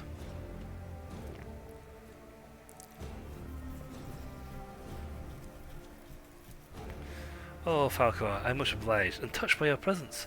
May the fire in your heart burn forever bright and hot like the stars of Grimora system. Tell Mercy that this show of his precious attention towards my humble self brought dew to my eyes and a song to my heart. Isn't Falco the one who stole Trade's cargo? The very same, the greasy piece of beep, wearing the sweetest, most amiable smile one could imagine, with the stars of the Grimora system all died out around 100,000 years ago, and the systems around them are all true breeding grounds for death.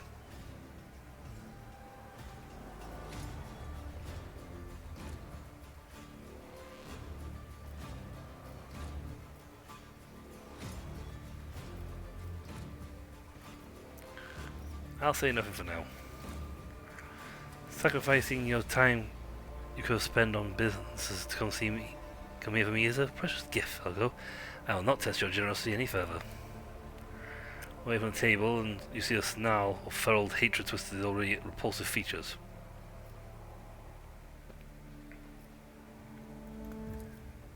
Business, my dear Toro, whose mind never strays from the chilly peaks of the mountains of money she's made, was telling me about the latest cold trade news. Exciting times upon us. We're not only being tested for weak spots.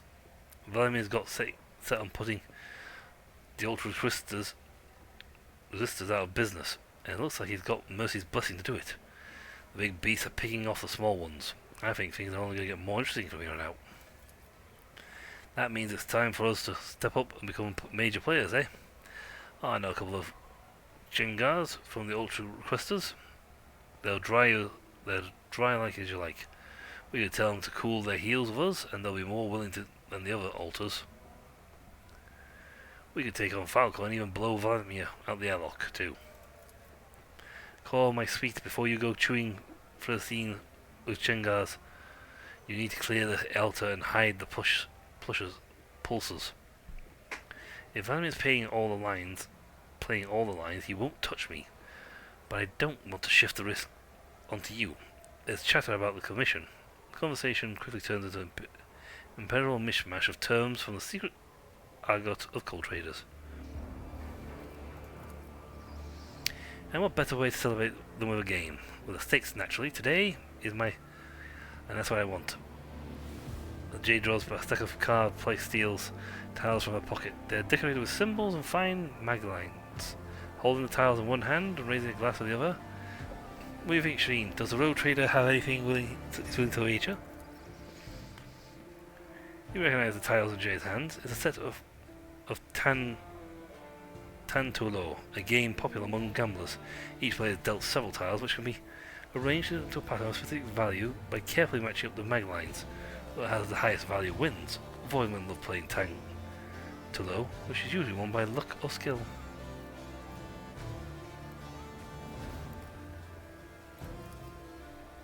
Watch out for his lordship, lads. He was awfully quick to agree just now. I have a sneaky suspicion about how the road trader acquired all his countless riches.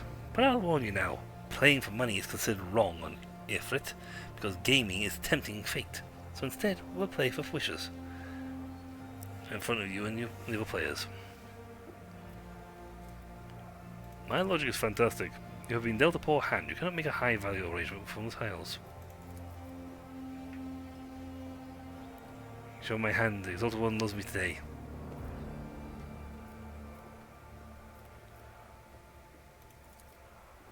Then your chance to bow out of the game, well, losing. But you can only do that before someone announces they're going to show their hand. Drop your tiles to the table. No luck.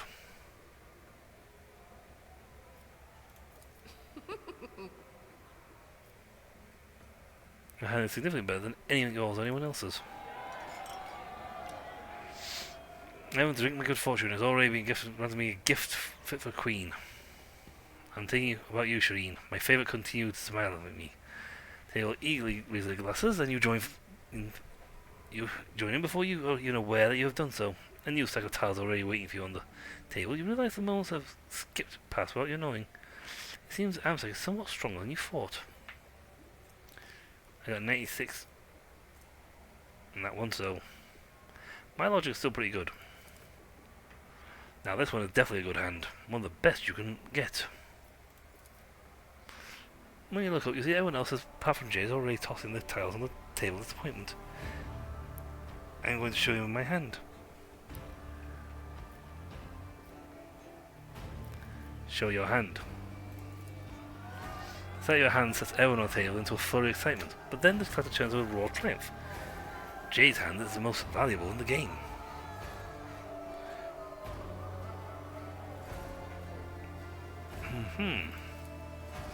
I win again, Shireen. Which of you, Shireen?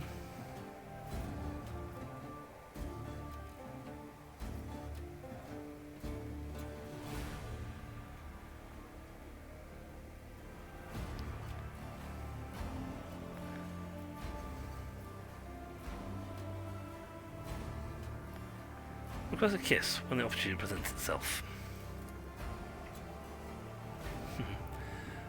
I love playing for high stakes, Shireen, and an excellent suggestion. This is a debt I will definitely call in. Tiles are dispersed around the table. You suddenly feel your body grow heavy. The tremendous Amsec slowly robbing you of your clarity, of force and dexterity. Jay, you wouldn't be cheating by any chance? Look at your tiles.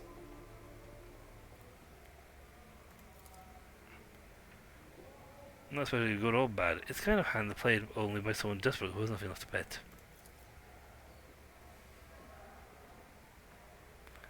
The condition. Seeing as armchairs today, the only state I play for is a dance. Go for it. Nope.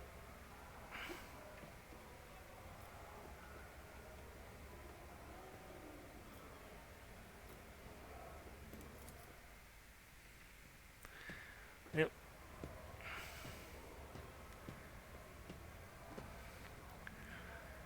I don't tell us down. Mine are worse. Looks like you won, Shireen. No. On her throat, moving with the grace of a snake hand. Sun snake. Gaze and smiles mischievously. Her dark curls fall across your face, and you see the saucy in her eyes through the luring curve of her hair.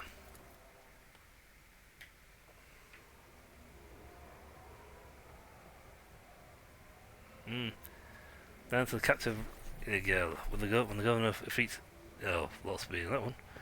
Rebel leader was brought before him, the beautiful Nania. She danced for him, telling him the struggles of a proud people. Then snatched a weapon from the guard's hands and aimed at Mekin. But the spark of love that had kindled between them that day had stopped the Philistine from igniting the cartridge. And both Nain and Sewing lived for that day and then many more, which they spent together.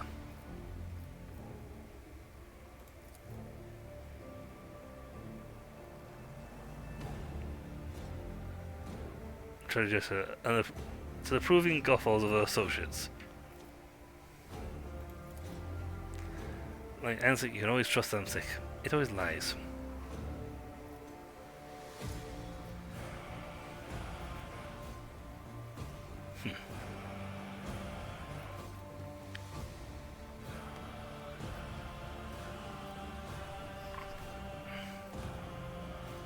To Ansik's deceit. May the thief not live to regret it. Fog swallows your mind. Maelstrom. And then we go back up the bridge. Hey. It's also the end of the stream, which is the perfect way to end it, to be honest.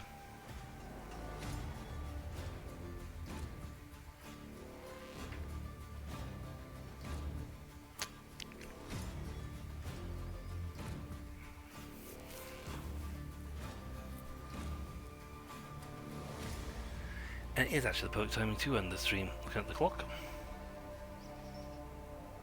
I'm actually looking at several clocks, to be honest.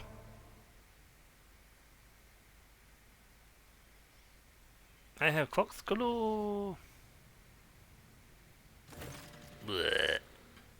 Thoughts tumble violently inside your head, periodically ricocheting off the inside of your skull and triggering a burst of piercing pain. Your tongue feels desiccated and shriveled in your mouth, and it scrapes painfully against your teeth. Light is the enemy. Self-awareness returns unbidden, bringing with it an inexplicable sense of awkwardness.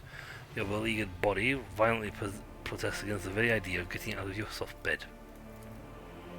You hear a soft sigh beside you. Looking over, you see a dark-haired fanned out across your pillow, who was cozied up next to you fast asleep, is fully dressed just as you are, or perhaps she is not asleep at all. Shireen, you certainly know how to have a good time. Carouse. You struggle to piece together the fragment memories of last night's carousing. For some reason, you can clearly recall ingratiating looks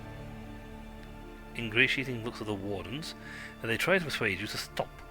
The cries of beggars for whom you gave a obscene amount of alms, and the stamping of the servitor you rode around the station to jail's unconcealed glee.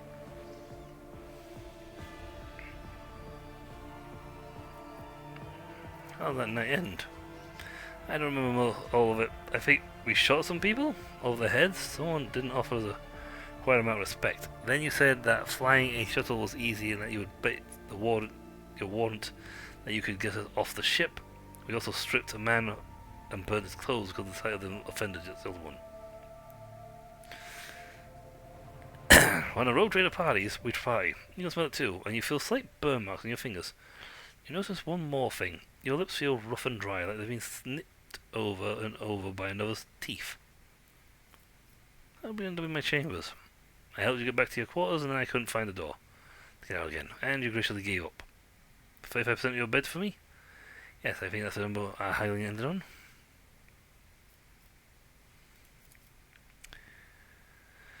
You don't remember anything at all, Shireen. Neither do I. All the better.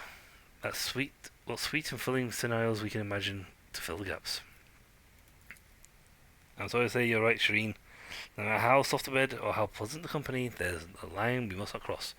And I am perilously close to doing exactly that by getting a couple of bottles of deliciously medicine for our aching heads. Oh, I was like, I rode a servitor around the station.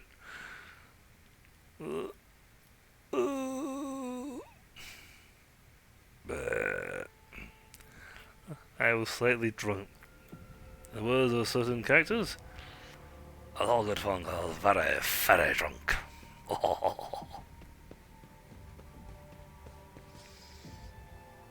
So for 17 rounds we're drunk. 13 rounds left.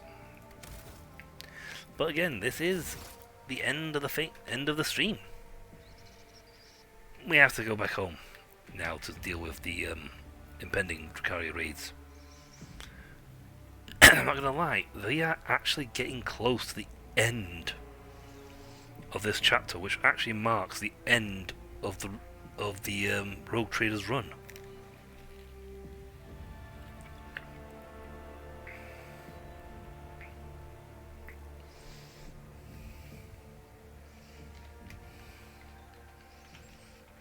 Yeah, seems fitting. For when we finish this encounter with the Drukhari, and I know this from my own past gaming, when this Drukhari encounter finishes, we will have in fact reached the beginning of Chapter 3. Part 3, Act 3. The third part. Now what happens from there, I do not know. I have never seen, or I have not seen what happens at that point. My last playthrough with the DLC was before the DLC came out. And on that run, I don't have a fraction of the stuff I have on this run. I didn't level up grotesquely before even completing the first mission.